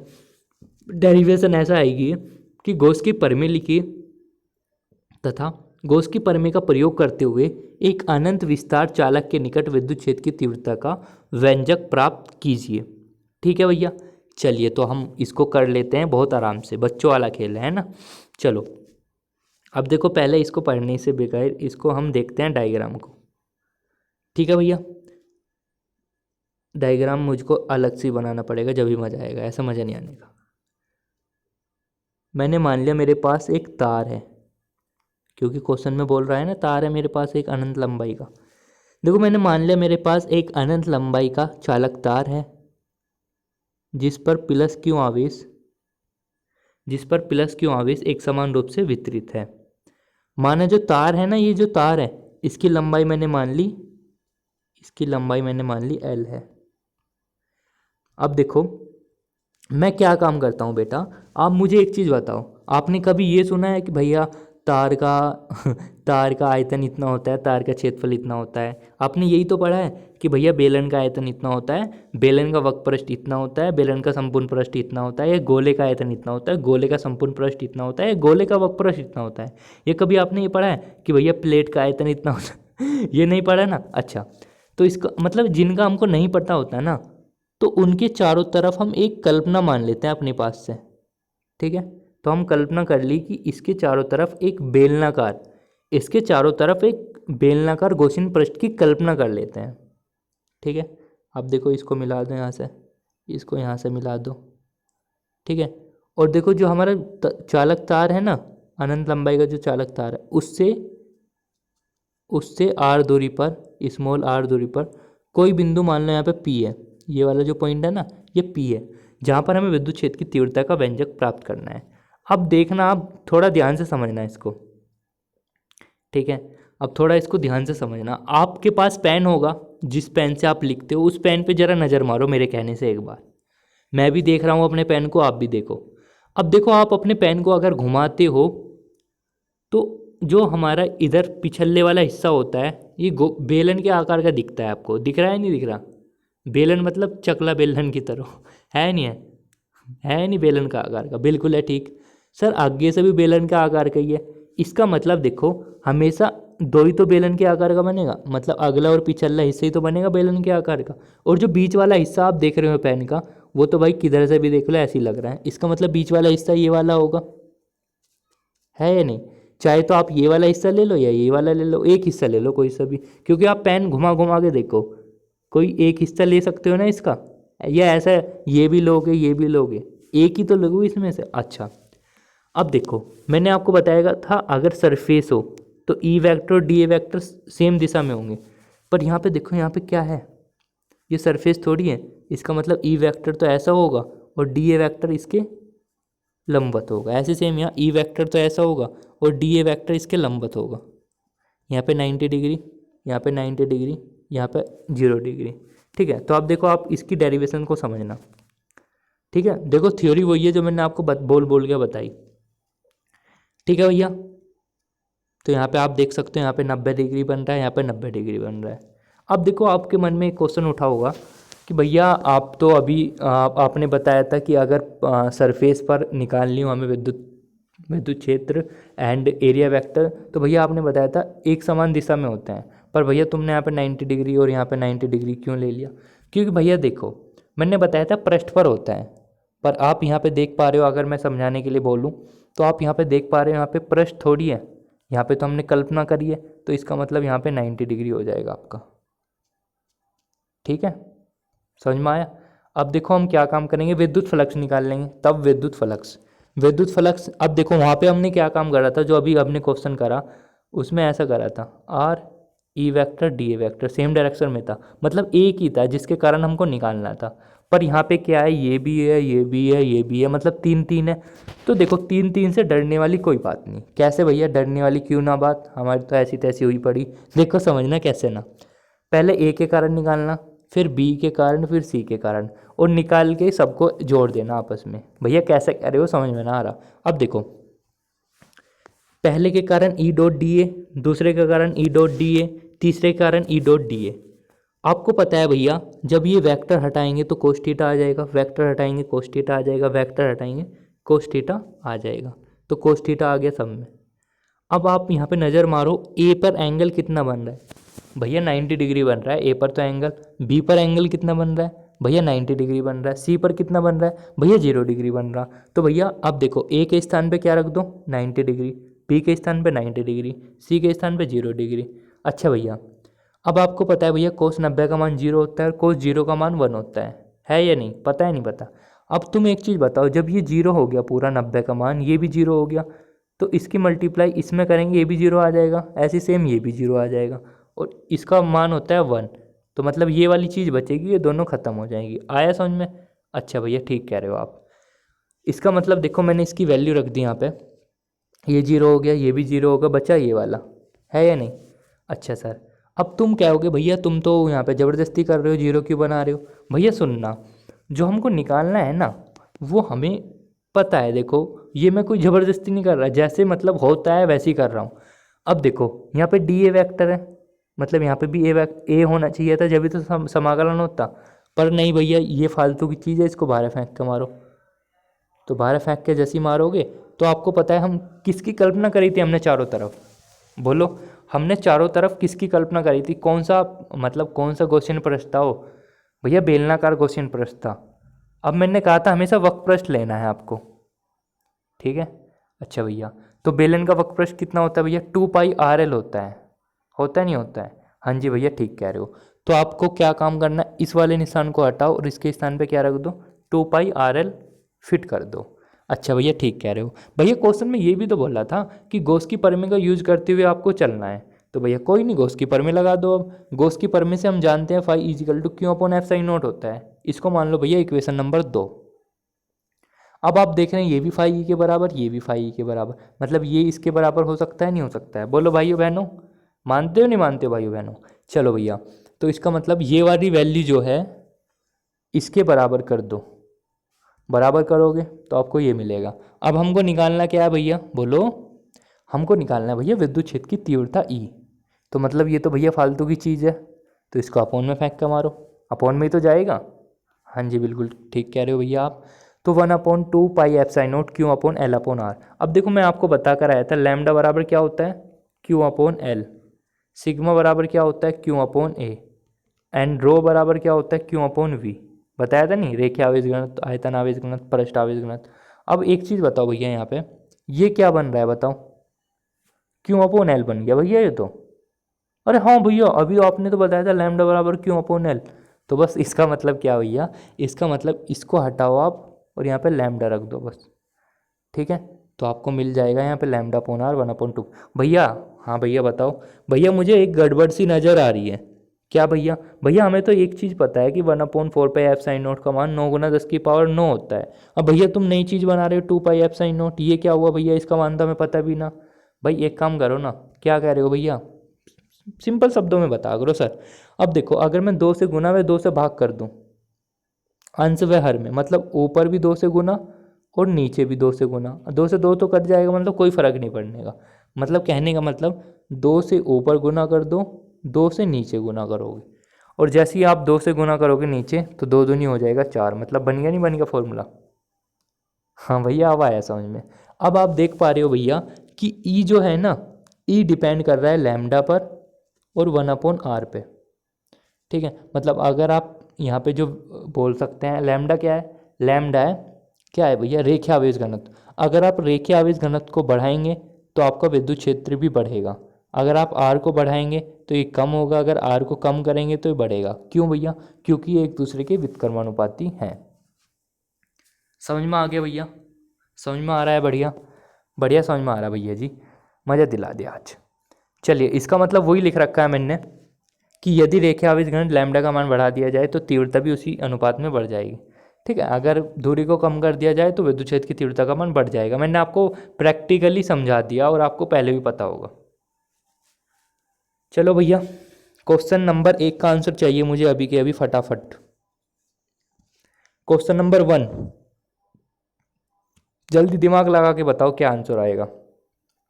भैया देखो, ये बोल रहा है कोई अनंत रेखीय आवेश, मतलब भैया ये बोल रहा है जो आपने अभी डेरिवेशन करवाई ना अनंत लंबाई वाली, उसी से ये वाला क्वेश्चन है।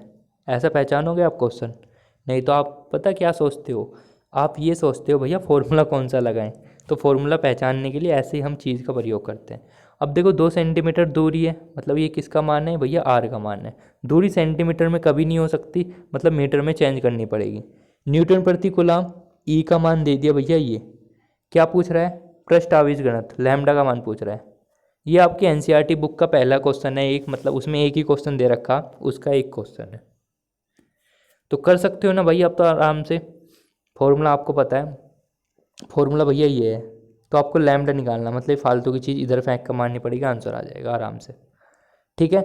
नेक्स्ट क्वेश्चन है जो 2020 के बोर्ड के एग्जाम में क्वेश्चन आ चुका, ये नहीं पता पर 2020 के कोई ना कोई सेट में ये वाला क्वेश्चन आया था, आप देख सकते हो, ठीक है। पर देखने की ज़रूरत नहीं है, तुम्हारा मन है यार देख लो, मुझे गलत साबित करके दिखा दो आप, ठीक है।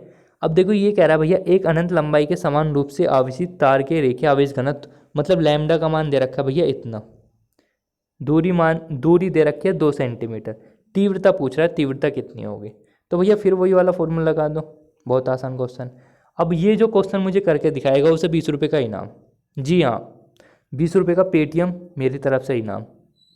पर अभी मतलब 1 मिनट में करके दिखाना होगा। चलो देखो इसको समझना ऐसा नहीं भैया, कभी मतलब मैं सोल्व कर दूं फिर मेरे पास आंसर भेज रहे भैया मैंने सोल्व कर दिया आप पैसे दो ऐसे नहीं भैया, चलो cancel, deal cancel, deal cancel, हम नहीं भैया, मैं नहीं दे रहा पैसे वैसे, है ना। चलो क्वेश्चन नंबर 3 है भैया, वो कह रहा है एक अनंत लंबाई के समान रूप से आवेशित सीधे तार का रेखीय आवेश घनत्व।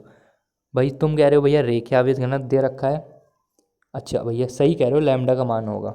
पर कभी कभी बेटा पता क्या होता है, वो यहाँ पे मतलब यहाँ पे मीटर ना कुलाम दे देता है, तो ऐसे थोड़ी कन्फ्यूजन होती है। इस वजह से मैं कहता हूँ मात्रक पे ध्यान दो। मात्रक क्या है, कुलाम प्रति मीटर, मतलब ये फिक्स हो गया, अब लैम्डा का मान है, लैम्डा का मान है ये वाला। अच्छा भैया, मतलब ये कह रहा है भैया अगर आप रेखीय आवेश घनत्व जो है आपका 100 सेंटीमीटर है, सॉरी 100 गुलाम प्रति मीटर है, तो आपकी विद्युत क्षेत्र की जो तीव्रता है ना वो 200 न्यूटन प्रति गुलाम हो जाती है। और जब आपका रेखीय आवेश घनत्व 10 गुलाम प्रति मीटर हो तो तीव्रता बताओ कितनी होगी। तो बस यार बहुत टुच्चा क्वेश्चन है ये तो। कैसा भैया, देखो कैसे भैया? मैंने आपको बताया था ई डिपेंड करता है लैम्डा पे, ठीक है। इसका मतलब अगर मैं इसको अनुक्रमानुपाती को हटाऊंगा तो इसका मतलब E1/E2 इजिकल टू λ1/λ2। E1 का मान है λ1 का मान λ2, E2 का मान पूछ रहा है, निकाल लो भाई। बहुत टुच्चा क्वेश्चन है, ठीक है। चलो तो सब्जी वाला भी इसका आंसर बता देगा। भैया सब चीज़ समझ में आ रही होगी आपको। अच्छा, अब नेक्स्ट टॉपिक हम यहाँ पे स्टार्ट कर रहे हैं, वो हमारा पूरा टॉपिक ख़त्म हो गया कि भैया अगर हमारे पास बेलन होगा। अब देखो बेलन भी कई प्रकार के हो सकते हैं। ठोस चालक बेलन भी हो सकता है, खोखला चालक बेलन भी हो सकता है, अचालक बेलन भी हो सकता है, या फिर ठोस अचालक बेलन भी हो सकता है। देखो एक चीज़ याद रखना, अगर कभी भी पेपर में, और यहाँ से मैं आपको IIT लेवल के क्वेश्चन कराने वाला हूँ, ठीक है। बोर्ड लेवल तो बहुत छोटी सी बात है।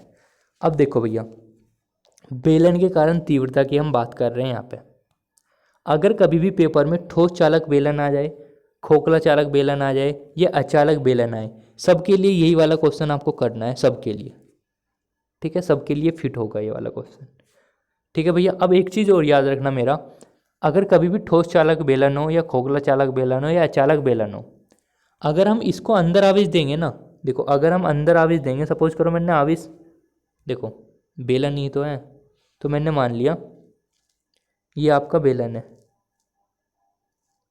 अब मैं क्या काम करता हूँ, इसके अंदर आवेश देता हूँ, और मैं देखता हूँ जैसे ही मैं अंदर आवेश देता हूँ ना, तो भाई इतना हरामी आदमी है ये, तो घर में रुकता ही ना, घर में नहीं रुकता बिल्कुल भी, और जितना भी दिया ना अंदर वो बाहर आ जाएगा उसके पृष्ठ पर, अंदर बिल्कुल नहीं बचेगा। मतलब अंदर क्यों का मान 0 हो गया, तो तीव्रता भी 0 हो जाएगी ऑटोमेटिक। अब देखो इसको प्रूफ हम करने वाले हैं।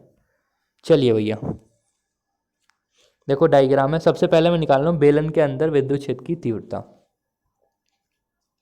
किसके अंदर? बेलन के अंदर विद्युत क्षेत्र की तीव्रता। अब देखो आप सभी देख पा रहे हो भैया, बेलन है मेरे पास जिसकी त्रिज्या R है। जब मैं इसके अंदर आवेश देता हूँ तो मुझे पता है भैया अंदर नहीं रुकने वाला, बहुत हराम आदमी है पृष्ठ पर आ जाएगा एक समान रूप से। आगे नहीं आ गया, देखो पृष्ठ पर आ गया। अच्छा भैया ठीक कह रहे हो। अब मुझे कह रहा है भैया अंदर निकाल लो, तो अंदर भैया कैसे निकाल ले, हमें तो समझ में ना आ रहा कुछ।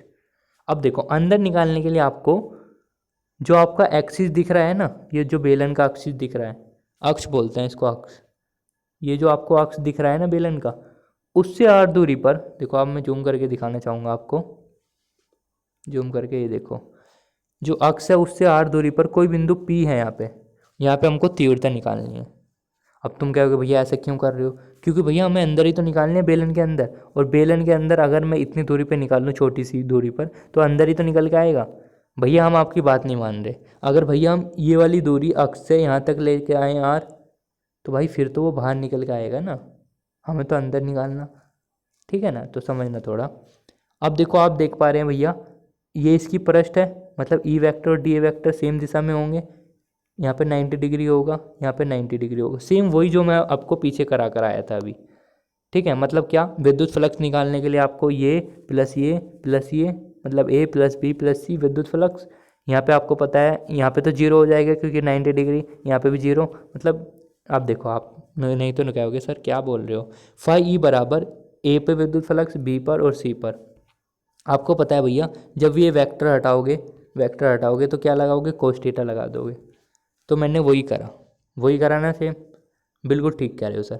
अब मुझे वहाँ पे बोल रहा है भैया A पर बनने वाला एंगल 0 है, B पे बनने वाला 90 डिग्री है, C पे बनने वाला 90 डिग्री है।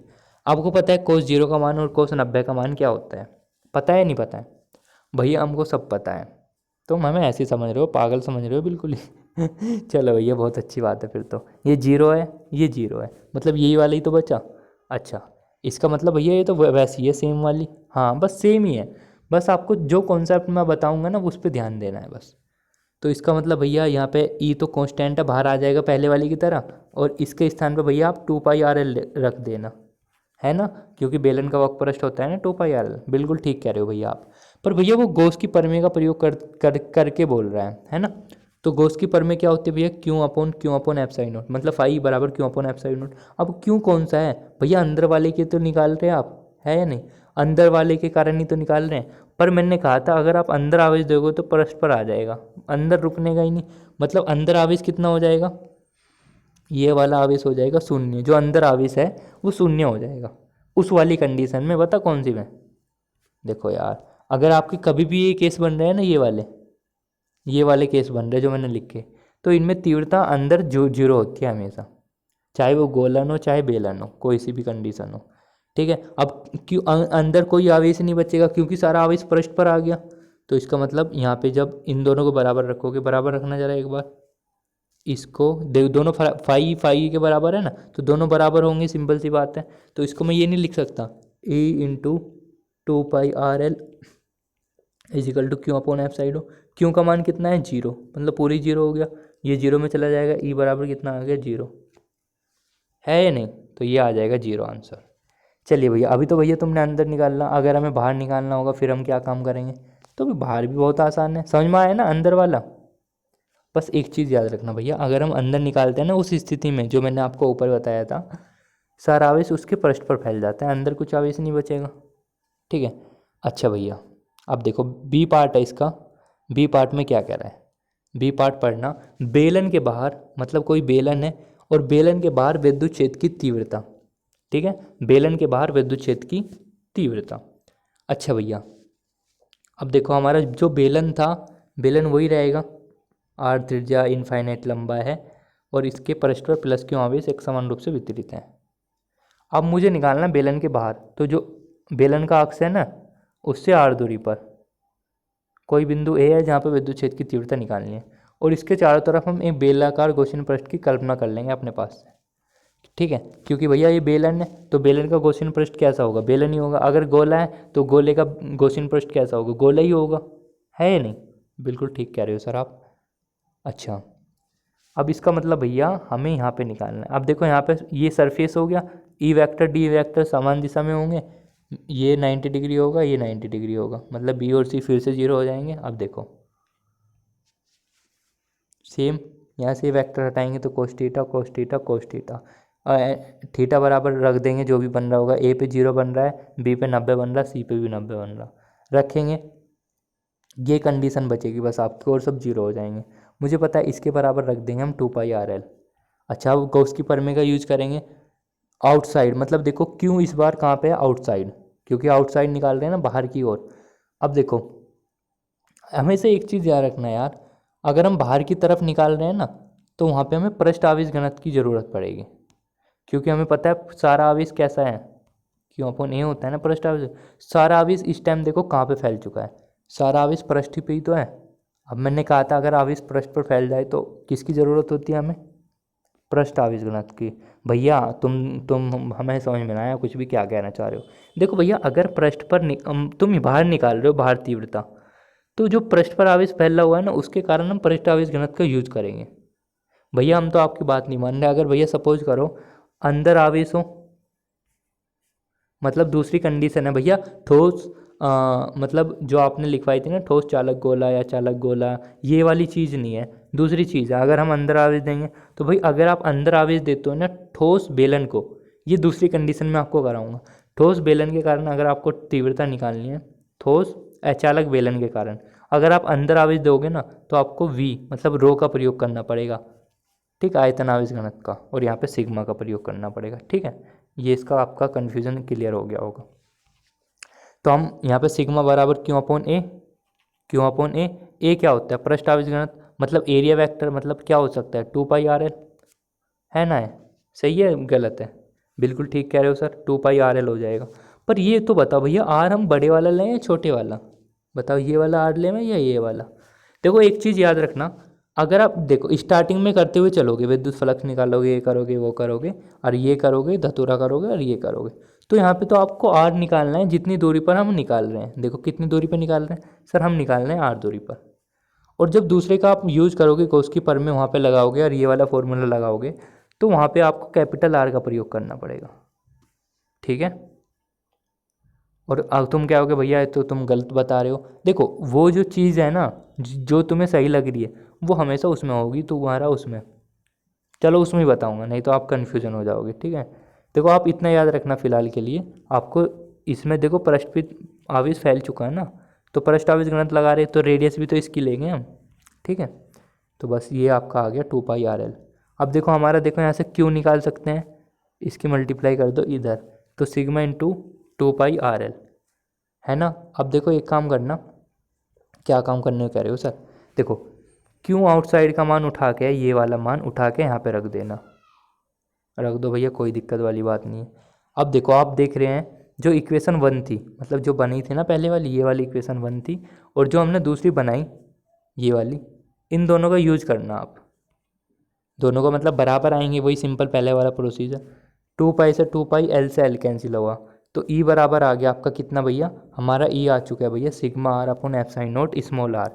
अब आप देख रहे हैं भैया E जो है वो स्मॉल r पे 1/r पे डिपेंड कर रहा है, मतलब व्युत्क्रमानुपाती है, अगर मैं इसको बढ़ाऊंगा ना तो ये कम हो जाएगी तीव्रता, ठीक है। अच्छा पृष्ठ पर देखो, पृष्ठ पे तो बच्चों वाला खेल है, कैसे भैया, पृष्ठ पे देखो, यहाँ पे देखो कहाँ पे निकालना हमें निकालना अगर पृष्ठ पे, अभी तो हमने बाहर निकालना, अगर मुझे यहाँ पे निकालना है, यहाँ पे निकालना मुझे यहाँ पे, तो इसका मतलब ये वाली जो आर है, ये वाली इस वाली आर के बराबर हो गया, नहीं हो गया देखो खुद दिमाग लगाओ, देखो फालतू की तो चीज़ हट गई यहाँ से, ये वाली दूरी का कोई मतलब नहीं है, फालतू की चीज़ हट गई, तो इसका मतलब ये वाली दूरी इस वाली दूरी के बराबर होगी या नहीं होगी, बिल्कुल होगी सर। तो आपको क्या काम कर देना है, पृष्ठ पर, अगर आपको पृष्ठ पर निकालना है तो आर बराबर आर पुट कर देना, इक्वेशन नंबर इसमें यहाँ पे पुट कर सकते हो। तो मैंने सपोज करा, मैंने स्मॉल आर के स्थान पे भी आर रख दिया, तो इससे ये कैंसिल आ गया, तो मतलब आपका आंसर आ जाएगा, देखो मैंने कर भी रखा है, सिग्मा अपॉन एप्सिलॉन नॉट, ठीक है। मतलब 100 बात की एक बात मैंने यहाँ पे पकड़ ली आपकी, क्या पकड़ ली भैया आपने, भैया मैंने ये पकड़ ली, अगर आप अंदर निकाल लोगे तो अंदर तो निकल के आएगी 0 भैया, अगर आप बाहर निकाल लोगे, बाहर निकल के आएगी 1/r के रूप में। अच्छा भैया, ग्राफ भी और पूछ लेता है पेपर में, वो ग्राफ कैसे बनाते हैं, तो भैया क्वेश्चन है ई व आर के बीच ग्राफ। तो देखो बेलन की बात कर रहे हैं, तो मैंने एक बेलन बना लिया, ठीक है। आपको पता है यहाँ से यहाँ तक की जो रेडियस है वो आर है, और आपको पता है अंदर जो तीव्रता निकल के आई थी, देखो मुझे एक चीज़ बताओ, ये पूरा बेलन है, ये वाला बाहर का हिस्सा है, ये बेलन के अंदर का हिस्सा है या नहीं। अच्छा इसका मतलब तीव्रता कहाँ पे 0 होगी, अंदर ही तो 0 होगी, है या नहीं, जैसा हमने अभी प्रूफ करके दिखाया था आपको। अच्छा फिर बाहर देखो, मैंने क्या बोल रहा था, बाहर विद्युत क्षेत्र की तीव्रता किस पे डिपेंड करती है, 1/r पे, और मैंने आपको बताया था 1/r का ग्राफ इस टाइप में बनता है, कुछ बनता है नहीं बनता है, तो इसका मतलब जो ग्राफ बनेगा वो इस टाइप में बन जाएगा, ठीक है। ये आपका क्वेश्चन था जो सिंप्लीफाई हो चुका है, ऐसी सेम इसके लिए कर लेना, ये भी टुच्चा क्वेश्चन है, ठीक है। यहाँ पे अब इस बार हमने क्या काम करा, ठोस अचालक बेलन के कारण तीव्रता निकाल ली, ठीक है, ठोस अचालक बेलन के कारण, इससे भी आप आराम से निकाल सकते हो, ठीक है भैया। कैसे निकाल लेंगे भैया, हमारी समझ में ना आया, एक बार और समझा दो। देखो इस बार हम क्या करेंगे इसमें, ये थोड़ा स्पेशल केस भी हो जाता है, यहाँ से IIT 2015-16 मतलब स्पेशल क्वेश्चन बन के आते हैं, ठीक है, और वही हमें चाहिए, क्योंकि ये क्या होता है बता, इस वाले केस को कुछ पढ़ाते भी नहीं है और कुछ बच्चों के समझ में नहीं आता, इस वजह से। अब देखो भैया, ठोस अचालक बेलन के कारण तीव्रता, ये ठोस अचालक बेलन है, याद रखना, ठीक है। अच्छा बेलन के कारण अंदर विद्युत क्षेत्र की तीव्रता निकालनी है मुझे अंदर। अब देखो इसमें पता क्या होता है, अगर आप अंदर आवेश दोगे ना तो पृष्ठ पे नहीं जाने का इस बार, वहाँ पे क्या होता था, अगर हम अंदर एक भी आवेश दे रहे हैं ना तो एक बाहर ही आ जाएगा पृष्ठ पर यहाँ पे है ना, यहाँ पे अंदर ही आवेश देते हैं हमेशा, ठीक है। तो भैया अंदर आवेश दिया, माना रेडियस आर है, एक्सिस से आर दूरी पर कोई बिंदु पी है जहाँ पे विद्युत क्षेत्र की तीव्रता है, इसके चारों तरफ एक बेलनाकार गॉसियन पृष्ठ की कल्पना कर लेते हैं, और आपको पता है भैया यहाँ पे निकालनी है हमें, देखो यहीं पे तो निकाल ली, E vector D A vector समान दिशा में होंगे, यहाँ और यहाँ पे 90 डिग्री पे होंगे, यहाँ और यहाँ पे 90, मतलब सेम प्रोसीजर वही है जैसा हम करते हुए आ रहे हैं, वही यहाँ से वेक्टर हटाएंगे कोस थीटा, वेक्टर हटाएंगे कोस थीटा, वेक्टर हटाएंगे कोस थीटा, थीटा बराबर देख लेना कितना कितना है, थीटा बराबर 0 है पहले का, फिर बी का 90 है, सी का भी 90 है, सबका वैल्यू रखना, ये आ जाएगा। अच्छा भैया फिर आपका इसके बराबर हमको पता है 2πrl रखते हैं, क्योंकि बेलन की बात कर रहे हैं। अच्छा भैया इसको मान लिया मैंने भैया इक्वेशन 1, गॉस की पर में लगाएंगे Q inside upon epsilon not. अब देखो मैंने क्या बताया था, अगर आप अंदर आवेश दोगे, मतलब इस वाली कंडीशन में, कौन सी कंडीशन में भैया, ठोस अचालक बेलन के कारण या ठोस अचालक गोले के कारण भी मैं निकालूंगा ना आगे, उसके कारण अगर हम अंदर आवेश देंगे ना तो उसमें हमें आयतन आवेश घनत्व sigma upon q upon v का यूज करना पड़ेगा, ठीक है, रो बराबर क्यू अपॉन वी का। ठीक है भैया। अच्छा, तो हमको पता है रो बराबर क्यू इनसाइड अपॉन वी होता है, और आपको पता है बेलन का आयतन क्या होता है, वी के स्थान पर आएगा बेलन का आयतन क्या होता है, पाई आर स्क्वायर एच। पर यहाँ पे तो बेलन की लंबाई एल है, इस वजह से एल का यूज़ करेंगे। ठीक है, तो इसका मतलब क्यू इनसाइड का मान कितना आ चुका, rho into pi are square L. अब देखो इसके स्थान पर रख देना ये वाली वैल्यू यहाँ पे क्यू इनसाइड के मान पे, है ना। तो रखोगे, अब एक व दो से इक्वेशन देखो, पहली इक्वेशन तो ये रही, दूसरी इक्वेशन ये रही, दोनों का यूज करेंगे, दोनों बराबर है ना, तो दोनों को बराबर कर देंगे, यहाँ से कैंसिल होके आ जाएगा ई का मान रो आर। अब देखो आप देख पा रहे हो कि ई जो है ना आर पे डिपेंड कर रही है, वो भी अनुक्रमानुपाती है। अगर मैं इसको बढ़ाऊंगा तो ऑटोमेटिक ये भी बढ़ जाएगा, अगर मैं इसको कम करूंगा तो ये भी कम होने लगेगा, है या नहीं। बिल्कुल सही बात है सर, है या नहीं। अब देखो मैं बी पार्ट में किसकी बात कर रहा हूँ, बी पार्ट में बात कर रहा हूँ भैया आउटसाइड, बाहर निकाल रहा हूँ। अभी तो मैंने निकाल ली थी भैया अंदर, तो बाहर निकालने के लिए मैं क्या काम करूँगा भैया, मैं क्या काम करूँगा बाहर निकालने के लिए, वही सेम आर दूरी पर यहाँ पे मैं थोड़ी दूरी बढ़ा दूंगा क्योंकि मुझे बाहर निकालना है ना। फिर मैं कल्पना कर लूँगा इसके चारों तरफ जो भी मुझे करनी है, और मैं मान लूँगा जो जिसकी मैं कल्पना करके मैंने जो नया बेलन बनाया ना उसकी लंबाई मैंने मान ली एल है। सेम वही हम यहाँ पे निकाल रहे हैं, तो ई वेक्टर और डी ए वेक्टर समान दिशा में होंगे, यहाँ पे 90 डिग्री, यहाँ पे भी 90 डिग्री। तो फिर वही प्रोसीजर आजमाना है हमको, ई डी ए वेक्टर हटाएंगे कोस थीटा, वेक्टर हटाएंगे कोस थीटा, वेक्टर हटाएंगे कोस थीटा। ठीक है, आपको पता है ए का मान 0 है, बी पे 90 है, सी पे 90 है, वैल्यू रखेंगे वो दोनों तो 0 हो जाएंगे ऑटोमेटिक, क्योंकि आपको पता है ना ई बाहर आ जाएगा, और यहाँ पे आपको पता है क्या होता है, इसका मान आ जाएगा 2 पाई आर एल, ये आ गया। गॉस की पर में लगाएंगे Q outside upon f side note. बस मैंने बताया था सिंपल, एक बात समझ लो, रट्टा मान लो, कुछ भी कर लो। अगर ठोस अचालक बेलन है या ठोस अचालक गोला है, उसके लिए हमेशा हम रो का प्रयोग करेंगे क्योंकि उसको अंदर दिया जाता है हमेशा आवेश। ठीक है, और वहाँ पे हमें सिग्मा का प्रयोग करते हैं, ठीक है ना। तो रो बराबर क्यों outside upon pi are square L. अब देखो तुम क्या होगे भैया, यहाँ पे बड़े वाला आर क्यों लिया, छोटे वाला आर क्यों नहीं लिया, देखो यार समझो, क्योंकि इस बार हम क्या निकाल रहे हैं बाहर, बाहर मतलब ये वाली रेडियस का यूज़ तो होगा इस बार, क्योंकि पहले तो हम अंदर निकाल रहे थे और ये वाली रेडियस तो काम की नहीं थी, इस वजह से हमने इसका यूज़ नहीं करा था। ठीक है भैया, समझ में आया, है या नहीं, समझ में आया नहीं आया, बस वही। अब देखो यहाँ से क्यू आउटसाइड का मान निकाल लेंगे, इसकी मल्टीप्लाई कर देंगे इधर, तो क्यू आउटसाइड आ जाएगा तो rho pi are square L.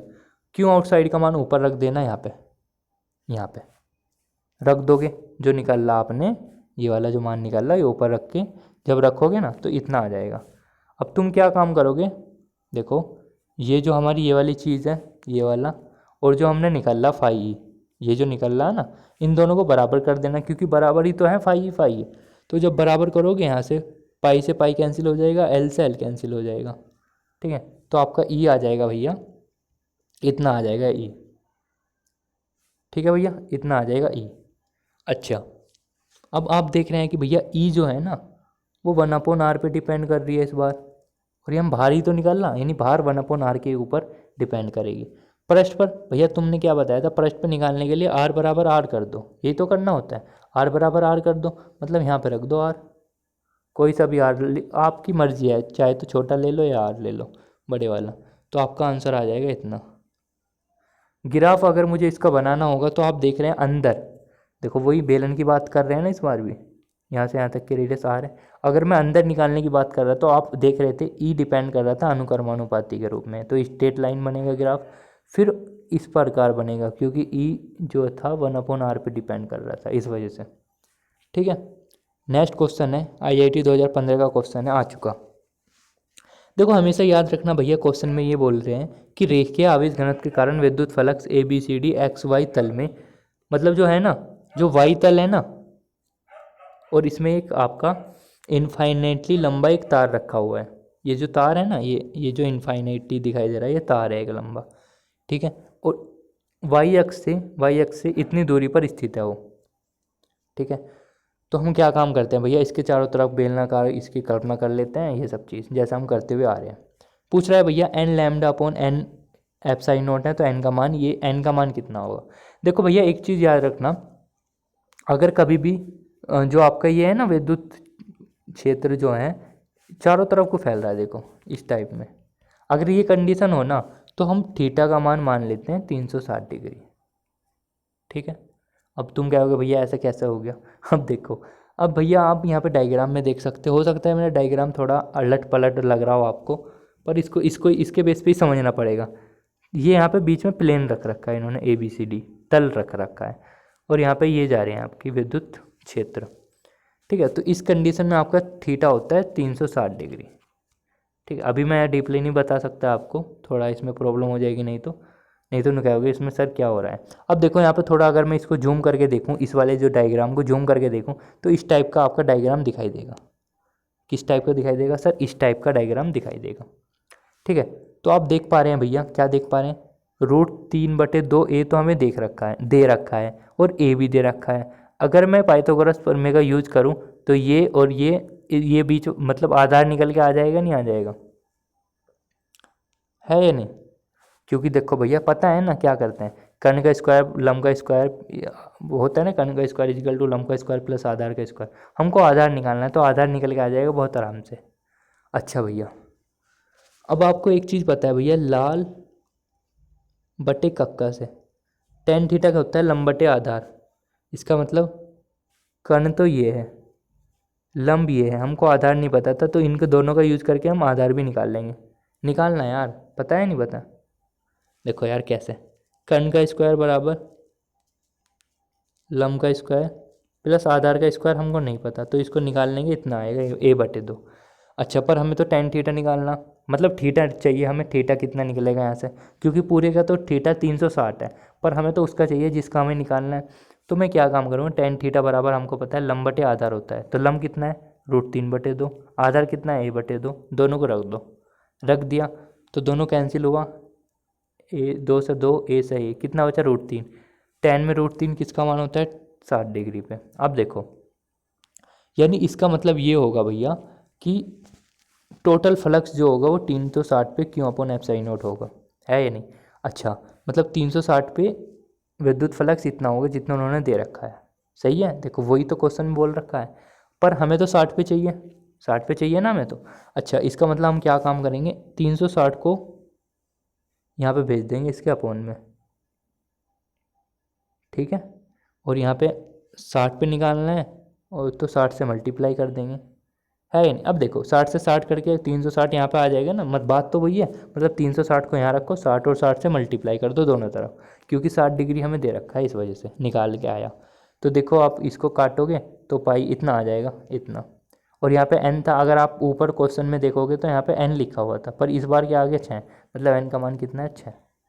काफ़ी इंपॉर्टेंट क्वेश्चन है और समझने वाला क्वेश्चन है। भैया अगला क्वेश्चन है, 4 घंटे की भी चाहे वीडियो हो जाए आज, पर पूरा चैप्टर ही ख़त्म करना है आज।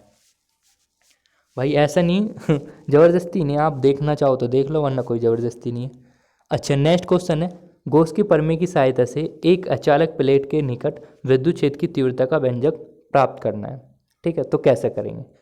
तो भाई हम क्या काम करते हैं, मैंने मान लूँगा एक अचालक प्लेट है मेरे पास, देखो आप डायग्राम में देखो, डायग्राम ये रहा, इसको थोड़ा जूम कर लेता हूँ। सही है, आप देख पा रहे हो मेरे पास एक अचालक प्लेट है जिस पर प्लस क्यू आवेश एक समान रूप से वितरित है, और जो प्लेट है मैंने मान लिया इसका क्षेत्रफल A है, इसका पृष्ठ आवेश घनत्व सिग्मा है, ये सब चीज़ मैं मान लेता हूँ कि जो प्लेट है ना, इसके आर पार एक बेलनाकार गॉसियन पृष्ठ की मैं कल्पना कर लूँगा। ठीक है, यस या नो? अच्छा, अब तुम बात कर रहे हो तो भाई इसका ई और D A vector same direction में होगा, है या नहीं? तो बस वही चीज़ करना है, पहले इसके लिए निकालना है, फिर प्लस बी, ए और बी। अब देखो दोनों में 0 डिग्री बन रहा है, तो बस वही जैसा हम करते हुए आ रहे थे अभी तक। ठीक है, थ्योरी वही है जो मैं लिख चुका। पहला दूसरा वेक्टर हटाएंगे कोस थीटा, वेक्टर हटाएंगे कोस थीटा, दोनों में एंगल कितना है 0 0, इस वजह से 0 0 का मान होता है 1, तो इसका मतलब ये हो गया। अब देखो एक क्वेश्चन, मेरा एक पॉइंट आपने नोट करा हो, मैंने ये बोल रहा था प्लेट का क्षेत्रफल A है। ठीक है, तो मतलब इसका एरिया A लेना है, इस बार जो वक्रपृष्ठ है वो A लेना ही है बस। अब देखो इसका मतलब यहाँ पे A आ जाएगा, यहाँ पे A आ जाएगा, ई ए कितना हो गया 2EA। देखो यार क्योंकि प्लेट का क्षेत्रफल ए है। 2E हो गया, फिर यहाँ पे गॉस की प्रमेय लगा दो, पता है ना गॉस की प्रमेय के प्रयोग से बोल रहे हैं, तो गॉस की प्रमेय हो जाएगी Q/ε0। दोनों बराबर कर लो, क्योंकि बराबर ही तो हैं यार, देखो तो सही, ये और ये दोनों बराबर ही तो हैं, इसका मतलब बराबर हो जाएंगे दोनों। तो बराबर होने के बाद हमें क्या निकालना है, तीव्रता निकालनी है सर, हमको निकालना है ई, मतलब 2A इसके अपोन में फेंक के मारो। ठीक है, तो जब अपोन में फेंक के मारोगे आपको पता है Q/A किसके बराबर होता है, Q/A सर ये होता है सिग्मा के बराबर। तो बस आपका आंसर आ चुका है, σ/2ε0। ये समतल आवेशित चालक प्लेट का निकट जो व्यंजक होता है ना, उसका व्यंजक होता है। अगर मैं आपसे एक क्वेश्चन पूछूं कि बताइए, अगर मेरे पास एक समतल आवेशित प्लेट है, उसके कारण विद्युत क्षेत्र की जो दूरी है ना, तीव्रता की दूरी, वो उस पर निर्भर ही नहीं करती। देखो दूरी आ रहा है इसमें कहीं, आर आ रहा है, दूरी नहीं, क्योंकि दूरी पर निर्भर नहीं कर रहा। अगर क्वेश्चन ये पूछे कि बताइए भैया, अगर दूरी को 4 गुना कर दी जाए तो तीव्रता पर क्या प्रभाव पड़ेगा, समतल आवेशित प्लेट के कारण, ठीक है, तो आप कहना भैया कोई प्रभाव नहीं पड़ेगा, और ये फॉर्मूला लिखकर वहाँ पे दे देना। ठीक है, तो इसमें मैंने यहाँ पे लिख रखा है। अब देखो, वेरी इंपॉर्टेंट कॉन्सेप्ट है, इसको समझना। अगर भैया प्लस क्यों आवेश के कारण विद्युत क्षेत्र की तीव्रता आपको पता है, देखो प्लस के कारण बाहर की ओर होती है ना तीव्रता, बिल्कुल ठीक कह रहे हो। अगर माइनस हो तो सर माइनस के कारण हो जाती है अंदर की ओर, मानते हो नहीं मान, अगर माइनस आवेश है तो अंदर की ओर हो जाती है तीव्रता। सर बिल्कुल ठीक कह रहे हो, हमारी समझ में आ गया। अब एक चीज़ और समझना, अगर दोनों तीव्रता की मतलब देखो सुनना, अगर दोनों तीव्रता की दिशा समान हो जाए तो उस स्थिति में आपको दोनों मतलब E1 और E2 को जोड़ देना है। अगर डायरेक्शन अलग अलग हो जाए तो उन दोनों को घटा देना है, बस ये याद रखना। अब एक क्वेश्चन लेकर इसको समझाते हैं अच्छे से। डेरिवेशन है, दो समांतर प्लेट जिस पर एक समान आवेश, मतलब दो प्लेट हैं ए और 1 एंड 2, जिन पर प्लस और प्लस ही आवेश है, क्योंकि देखो प्लस क्यों भी लिखित है, तो विद्युत क्षेत्र की तीव्रता का गणना करो।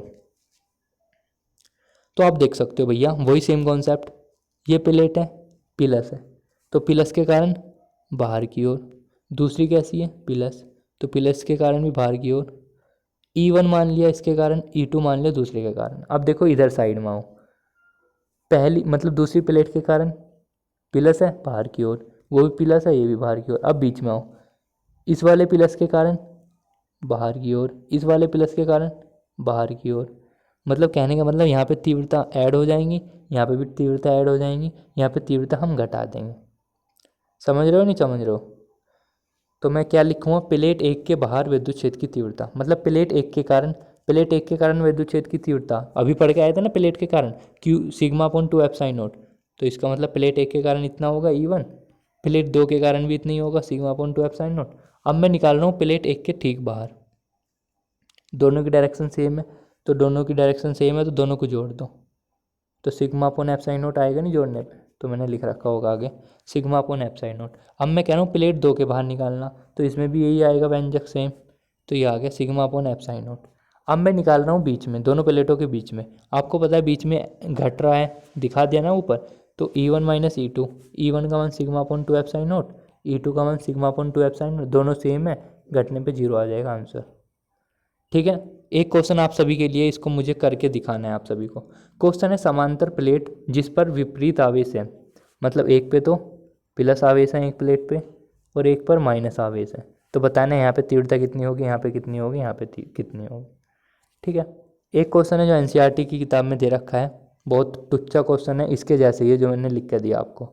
दो बड़ी प्लेटें हैं, देखो समझना, दो समांतर व बड़ी प्लेटें हैं जिन पर चिन्ह विपरीत है, मतलब एक पर तो प्लस आवेश है और दूसरी पर निगेटिव आवेश है, और इनका पृष्ठ आवेश घनत्व मतलब सिग्मा का मान दे दिया इस बार इतना है, और ε0 का मान आपको पता होता है कि 8.85 × 10⁻⁻12 होता है।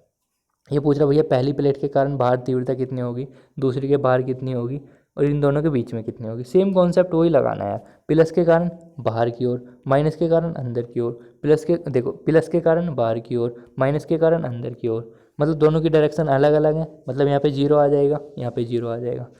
प्लस के कारण बाहर की ओर, माइनस के कारण अंदर की ओर, दोनों की डायरेक्शन सेम है तो जुड़ जाएगा E1 + E2। E1 + E2 पे जुड़ने पर आ जाएगा σ/ε0। सिग्मा का मान दे रखा है क्वेश्चन में, ε0 का पता है, निकाल नहीं सकते, बहुत टुच्चा क्वेश्चन है, आप कर लेना। ठीक है, कर लोगे ना? चलिए, तो चलिए दोस्तों, आज नेक्स्ट डेरिवेशन के साथ हम बढ़ते हैं। तो भैया नेक्स्ट डेरिवेशन में अभी तक हमने बात करा था बेलन के कारण, मतलब ठोस अचालक बेलन भी था हमारे पास और ठोस चालक बेलन भी था। ये दोनों की कंडीशन हम आपको बता चुके थे ग्राफ के साथ। कुछ क्वेश्चन भी हमने करने की कोशिश करी थी और कुछ नए नए कॉन्सेप्ट भी हमने जाने थे। अब हम बात कर रहे हैं भैया गोला। देखो जैसे हमने बेलन में करा था ना, सेम मतलब ठोस चालक बेलन था, खोखला चालक बेलन था, अचालक गोलीय मतलब बेलन था। ऐसे ही हम इस बार गोले के कारण बात करेंगे। बस फ़र्क ही इतना होगा, वहाँ पे तो आपने 2πr l लिखा था और यहाँ पे हम 4πr² करेंगे, बस इतना काम होगा। वरना सब एकदम डिक्टो सेम है सब चीज़, ठीक है। मतलब यहाँ पे भी सेम चीज़ यही होगा कि अगर इसके मतलब अंदर आवेश देंगे ना तो इसके पृष्ठ पर फैल जाएगा ऑटोमेटिक। क्यों भैया? क्योंकि यहाँ पे ठोस चालक गोलीय कोष की हम बात कर रहे हैं, ठीक है। तो बस अब लग जाओ अपने काम पे फटाफट। गोलीय कोष के अंदर विद्युत क्षेत्र की तीव्रता अंदर निकालनी है भैया। चलो तो आते हैं अपने काम की ओर। अब देखो ये तो हमारा हो गया रियल गोला जो हमारा है। अब ये बताओ, माने एक गोलीय कोष है जिसके पृष्ठ पर प्लस क्यू आवेश एक समान रूप से वितरित हैं, ठीक है। अब देखो रियल में पता है क्या होता है फ्रेंड्स, हम इसके अंदर आवेश देते हैं और अंदर तो रुकने वाला नहीं है भैया, तो इसके पृष्ठ पर आ जाता है एक समान रूप से। अब हम अंदर निकालना है विद्युत क्षेत्र की तीव्रता, तो मैं क्या काम करूँगा, केंद्र से r दूरी पर, स्मॉल r दूरी पर कोई पॉइंट मान लूँगा और इसके चारों तरफ एक गोलाकार, क्योंकि गोले के आकृति का है, बेलनाकार नहीं करेंगे। अब देखो जब एक ही गोला है तो दूसरा भी तो गोला होगा, तो गोलाकार गॉसियन पृष्ठ की कल्पना कर लेते हैं। अब देखो हम कहाँ पे निकालने हैं सर, यहाँ पे निकालने हैं। तो ई vector D A vector same direction में होंगे, होंगे नहीं होंगे, बस वही कॉन्सेप्ट लगाना है। विद्युत फ्लक्स यहाँ पे इन दोनों को हटाएंगे, कोस थीटा आ जाएगा, थीटा बराबर 0 डिग्री है। एंड ये इसको हटाएंगे तो क्या आएगा 4πr², क्योंकि गोले का वक्रपृष्ठ होता है इतना। गॉस की पर में लगाएंगे क्यू इनसाइड। आपको पता है दिया गया आवेश अंदर कितना होगा, अंदर तो कुछ आवेश नहीं होगा क्योंकि एक समान रूप से उसके पृष्ठ पर फैल गया होगा। तो इसका मतलब अंदर आवेश कितना है, 0 आवेश है अंदर। अब जब अंदर आवेश ही 0 है तो तीव्रता भी 0 होगी। आया समझ में? चलिए अब दूसरी पॉइंट की बात करते हैं, बाहर। अब बाहर कितना आवेश, मतलब बाहर कितनी विद्युत क्षेत्र की तीव्रता होगी, तो ये तो हो गया रियल वाला गोला जो हमें पता होता है। अब यहाँ से r दूरी पर, मतलब जो सेंटर है ना, सेंटर से r दूरी पर कोई बिंदु P है जहाँ पर हमें विद्युत क्षेत्र की तीव्रता का व्यंजक प्राप्त करना है। हम क्या काम करेंगे, इसके चारों तरफ एक गोलाकार गॉसियन पृष्ठ की कल्पना कर लेते हैं। अब देखो हम कहाँ पे निकाल रहे हैं फ्रेंड्स, हम निकाल रहे हैं यहाँ पे। तो मतलब ई vector D A vector same direction में होगा क्योंकि ये पृष्ठ ही तो है या नहीं? अच्छा, तो बस सेम क्वेश्चन वो। अब देखो फिर वही जो हम कर रहे थे अभी ऊपर। पर एक चीज़ याद रखना बेटा, क्या याद रखना सर, इसमें ये होगा, देखो हम बाहर निकाल रहे हैं ना, मतलब जब आप गॉस की पर में लगा के sigma upon f sine note लगाओगे ना, मतलब सिग्मा बराबर क्यों अपॉन ए लगाओगे, तो इसमें आर ये वाला आएगा इस बार। मतलब सिंपल जब आप विद्युत फ्लक्स निकालोगे तो आप आर का प्रयोग करोगे जितनी दूरी पर निकाल रहे हैं। पर जब गॉस की परमी का यूज़ करके आप सिग्मा बराबर क्यों अपॉन ए रखोगे ना, तो ए बराबर 4πr² करोगे, तो आप आर ये वाला लेना, ठीक है। चलिए, तो विद्युत फ्लक्स निकालना हमने, ई इंटू 4πr² आ गया ये वाला, स्मॉल आर ही आएगा क्योंकि आर दूरी पे हम निकाल रहे हैं। चलिए भैया, अब गॉस की पर में लगाना, क्यों outside upon f sine note, है या नहीं? हम जानते हैं सिग्मा बराबर क्यों अपॉन ए होता है नहीं होता है? अच्छा भैया, अब मुझे पता है ए क्या होता है, ए बराबर 4πr², क्योंकि वक्र पृष्ठ की बात कर रहे हैं। पर आर कौन सा लेंगे सर, क्योंकि हम आर लेंगे बड़े वाला, मैंने आपको बता दिया कैसे लेंगे। अब देखो क्यों आउटसाइड का यहाँ से मान निकाल लेंगे हम, कितना आएगा, इसकी गुना इसमें कर देना, sigma into 4πr²। Q note का ये वाला मान उठा के कहाँ रख देना सर, आप रख देना यहाँ पे, ये वाला उठा के मान यहाँ पर रख देना। और जैसे ही मान उठा के रखोगे तो ये वाला फाई और ये वाला फाई दोनों आ जाएंगे भैया बराबर। तो बराबर होके मतलब आंसर आ गया इतना। आया है नहीं समझ में? ठीक है भैया, आया नहीं समझ में? आ गया भैया जी। देखो 4π तो इसके अपॉन में आ जाएगा, आर भी आ जाएगा, ई बचा, क्योंकि ई तो निकालना। यहाँ से आप देख पा रहे हैं कि भैया जो अंदर तीव्रता अगर हम निकालते हैं तो r² व्युत्क्रमानुपाती होता है, ठीक है। अब आप क्या काम करना भैया, देखो ये तो हो गया जब हमें आवेश दिया हो। अगर सपोज करो हमें आवेश ही ना दिया हो और सिग्मा की टर्म में पूछे, तो आप क्या काम करना भैया, ये जो समीकरण 3 है, देखो ये जो समीकरण 3 है ना, देखो यहाँ पे लिख लेना, समीकरण 3 व 2 से, देखो समीकरण 3 है और जो समीकरण 2 है, दोनों का यूज कर लेना आप, ठीक है। तो आप इसको निकाल सकते हो। जब समीकरण 3 में 2 से करोगे तो फाई ई का मान आ जाएगा इतना। अब फाई ई मतलब ये समीकरण 1 के बराबर हो जाएगा फिर से। अब देखो क्या काम करोगे, समीकरण 1 में क्या आता है, ई इंटू पाई स्क्वायर। अब इसमें कितना है, इतना। 4 पाई से 4 पाई कैंसिल आउट, मतलब सिग्मा बराबर ई बराबर कितना आ गया, इतना आ गया। अब फिर वही क्वेश्चन कि भाई ये बताओ पृष्ठ पर कितना होगा, भाई आर बराबर आर होगा। अब आर के बराबर आर रख देना यहाँ पे, ठीक है। तो यहाँ पर आर स्क्वायर हो जाएगा। एक दूसरी टर्म में यहाँ पे लिख देना आर स्क्वायर कैंसिल होगा, सिग्मा अपॉन एप्सिलॉन नॉट आ जाएगा, ठीक है। तो दोनों दोनों क्वेश्चन मैंने यहाँ पे कर दिया। अब तुम क्या होगे भैया, हमें क्वेश्चन ये तो समझ में आ गई, ग्राफ समझ में नहीं आने का, ग्राफ कैसे, तो ग्राफ भी देख लो भैया इसका। देखो ये गोला है, हाँ जी सर गोला है। हमें पता है यहाँ से यहाँ तक की दूरी आर है, ये अंदर है, अंदर तीव्रता कितनी आई थी 0, बाहर कैसा आया था 1/r, मतलब ग्राफ तो ऐसा बनेगा ना। तो ये इसका ग्राफ हो गया। अब दूसरे पॉइंट की बात कर रहे हैं भैया, ठोस अचालक गोले को, जैसा हमने बेलन की बात करी थी दूसरे केस में। इसमें क्या होता है, अंदर आवेश जो देते हैं ना वो अंदर ही फैला होता है, और इसमें हम क्या लगाते हैं, बोलो, आयतन आवेश घनत्व लगाते हैं। मतलब इसमें क्या होगा, रो बराबर क्यू अपॉन वी होगा, और वी क्या होता है बेलन मतलब गोले का 4/3 पाई आर की क्यूब, और सब चीज़ सेम होगा, आप इसको कर सकते हो बहुत आराम से। अच्छा अब मैं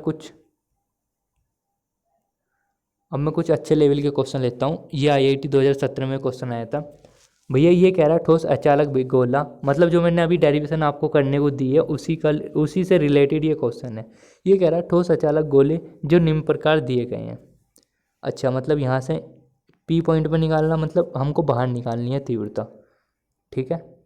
ये इसके पृष्ठ पर निकालना है, ये इसके अंदर निकालना, ठीक है। इसको दिया गया आवेश 4 कूलाम है, इसको 2Q है, इसका 1Q है, दूरी आर है, इसकी भी आर है, इसकी आर है, ठीक है। और इसकी जो केंद्र तक की दूरी है ना, जो रियल गोले की होती है वो r/2 है, इसकी आर है, इसकी 2r रियल है, ठीक है। तो बस आपको एक फॉर्मूला, जो मैं मतलब अभी डेरिवेशन नहीं करवाई मैंने, आपको करने को दी है, उसके फॉर्मूले होते हैं ये। आउटसाइड के लिए ये फॉर्मूला होता है, सरफेस के लिए ये फॉर्मूला होता है। देखो फॉर्मूला नहीं है, आपको पता है ना, ये फॉर्मूला होता है 1/4 pi epsilon naught q upon r square, पता है। पर हम क्या काम करते हैं, यहाँ पे आर स्क्वायर बराबर आर स्क्वायर कर देते हैं, क्योंकि आर बराबर आर होता है ना, तो सरफेस पे यही फॉर्मूला यूज होगा जो आउटसाइड में था। अच्छा, ऐसे इनसाइड के लिए ये वाला फॉर्मूला था भैया, याद रखना ये वाला फॉर्मूला। बस अब ये पूछ रहा भैया E1 बड़ा होगा, E2 या E3, कौन सा बड़ा होगा। तो भाई पहले इनकी वैल्यू रख दो, जभी तो पता चलेगा, ये ऐसे ही बता दोगे आप। तो E1 का देखो, कुल Q1 का मान कितना है, Q, कितनी दूरी पे पूछ रहा है, आर पे, तो इसका मतलब देखो यहाँ पे आउटसाइड पूछ रहा है ना, तो E1 बराबर आ जाएगा हमारा इतना। अब देखो यहाँ पे कहाँ पे पूछ रहा है, पृष्ठ पे, मतलब आवेश कितना है 2Q, मतलब यहाँ पे Q के स्थान पे यहाँ पे 2Q आएगा, दूरी तो सेम ही है आर स्क्वायर। अच्छा भैया ऐसे सेम यहाँ पे आओ, इसका फॉर्मूला होता है ये, ठीक है। अब देखो Q का मान कितना है 4Q, ये वाली दूरी कितनी है R, ये वाली दूरी कितनी है जो रियल वाली गोली की है 2R की Q। कल सोल्व करना, तो देखो ये आधा है, आधा निकल गया है ना, 1/2 1/, ये 2 गुना है, ये 1 है पूरा, तो मतलब 2 गुने वाला बड़ा होगा, फिर उससे छोटा ये होगा, सबसे छोटा ये होगा, इसका ऑर्डर यहाँ पे लिखा होगा, ठीक है। ये ले आंसर आ गया, ठीक है। आगे क्वेश्चन बहुत टुच्चा क्वेश्चन है, आप कर सकते हो। 10 सेंटीमीटर त्रिज्या के चालक गोला है जो मैंने आपको अभी करवाया था, जो मैंने खुद करवाया था। एक तो आपको करने को दिया था, वो तो ठोस अचालक गोला था, पर चालक गोला मैं आपको करवा चुका। कुल आवेश कितना होगा, है नहीं। देखो ये दे दिया हमारा, ई का मान दे दिया इन्होंने, और दूरी भी दे दी 20 सेंटीमीटर, आर का मान दे दिया, ई का मान दे दिया, आवेश पूछ रहा है, तो लगा दो फॉर्मूला यार, बहुत सिंपल सा क्वेश्चन है, ये रहा फॉर्मूला, लगा दो आंसर आ जाएगा, ठीक है। क्यों का मान आ जाएगा। अब अगला क्वेश्चन है 2.4 मीटर व्यास के किसी एक समान आवेश चालक का पृष्ठ आवेश घनत्व इतना है, मतलब किसका मान दे दिया सर, ये सिग्मा का मान दे दिया। यहाँ पे इसको क्या बोलते हैं, उसको माइक्रो कूलाम दे रखा है ना, तो यहाँ पे 10⁻⁻6 से मल्टीप्लाई कर देना, उसको हटा देना। अब पूछ रहा है गोले पर आवेश कितना होगा, भाई सिंपल तो है, आपको पता है सिग्मा बराबर Q अपॉन A होता है नहीं होता है, इसका मान दे रहा है, क्या पूछ रहा है, आवेश पूछ रहा है। तो इसका मतलब भैया हमें तो कुछ समझ में ना आया। अब देखो एक चीज़ तो पता है, किसकी बात कर रहे हैं, सिग्मा बराबर Q अपॉन ए किसकी बात कर रहे हैं, आवेशी चालक गोला, मतलब 4/3 पाई आर की क्यूब, मतलब वक्रपृष्ठ लेना पड़ेगा ना, आयतन क्यों लेंगे। तो बस आप निकाल सकते हो, आर का मान दे रखा है इतना, व्यास दे रखा है, इसका आधा कर लेना, त्रिज्या निकल के आ जाएगी।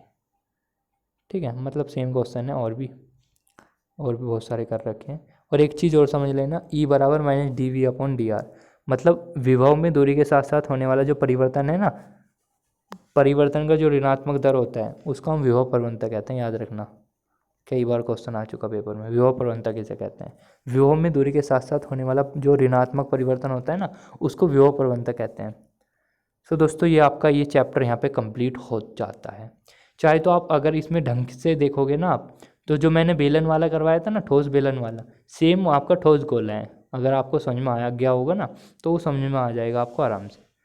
तो मैं देख लेता हूँ कितने घंटा हो गया। 1 घंटा 40 मिनट में हमने ये पूरा आपको चैप्टर करा दिया, लगभग बहुत बड़ा चैप्टर है, और कई सारी डेरिवेशन हमने करा दी। तो यार मुझे उम्मीद है आप इसको शेयर ज़रूर करोगे, जब भी हमारी मेहनत सफल होगी।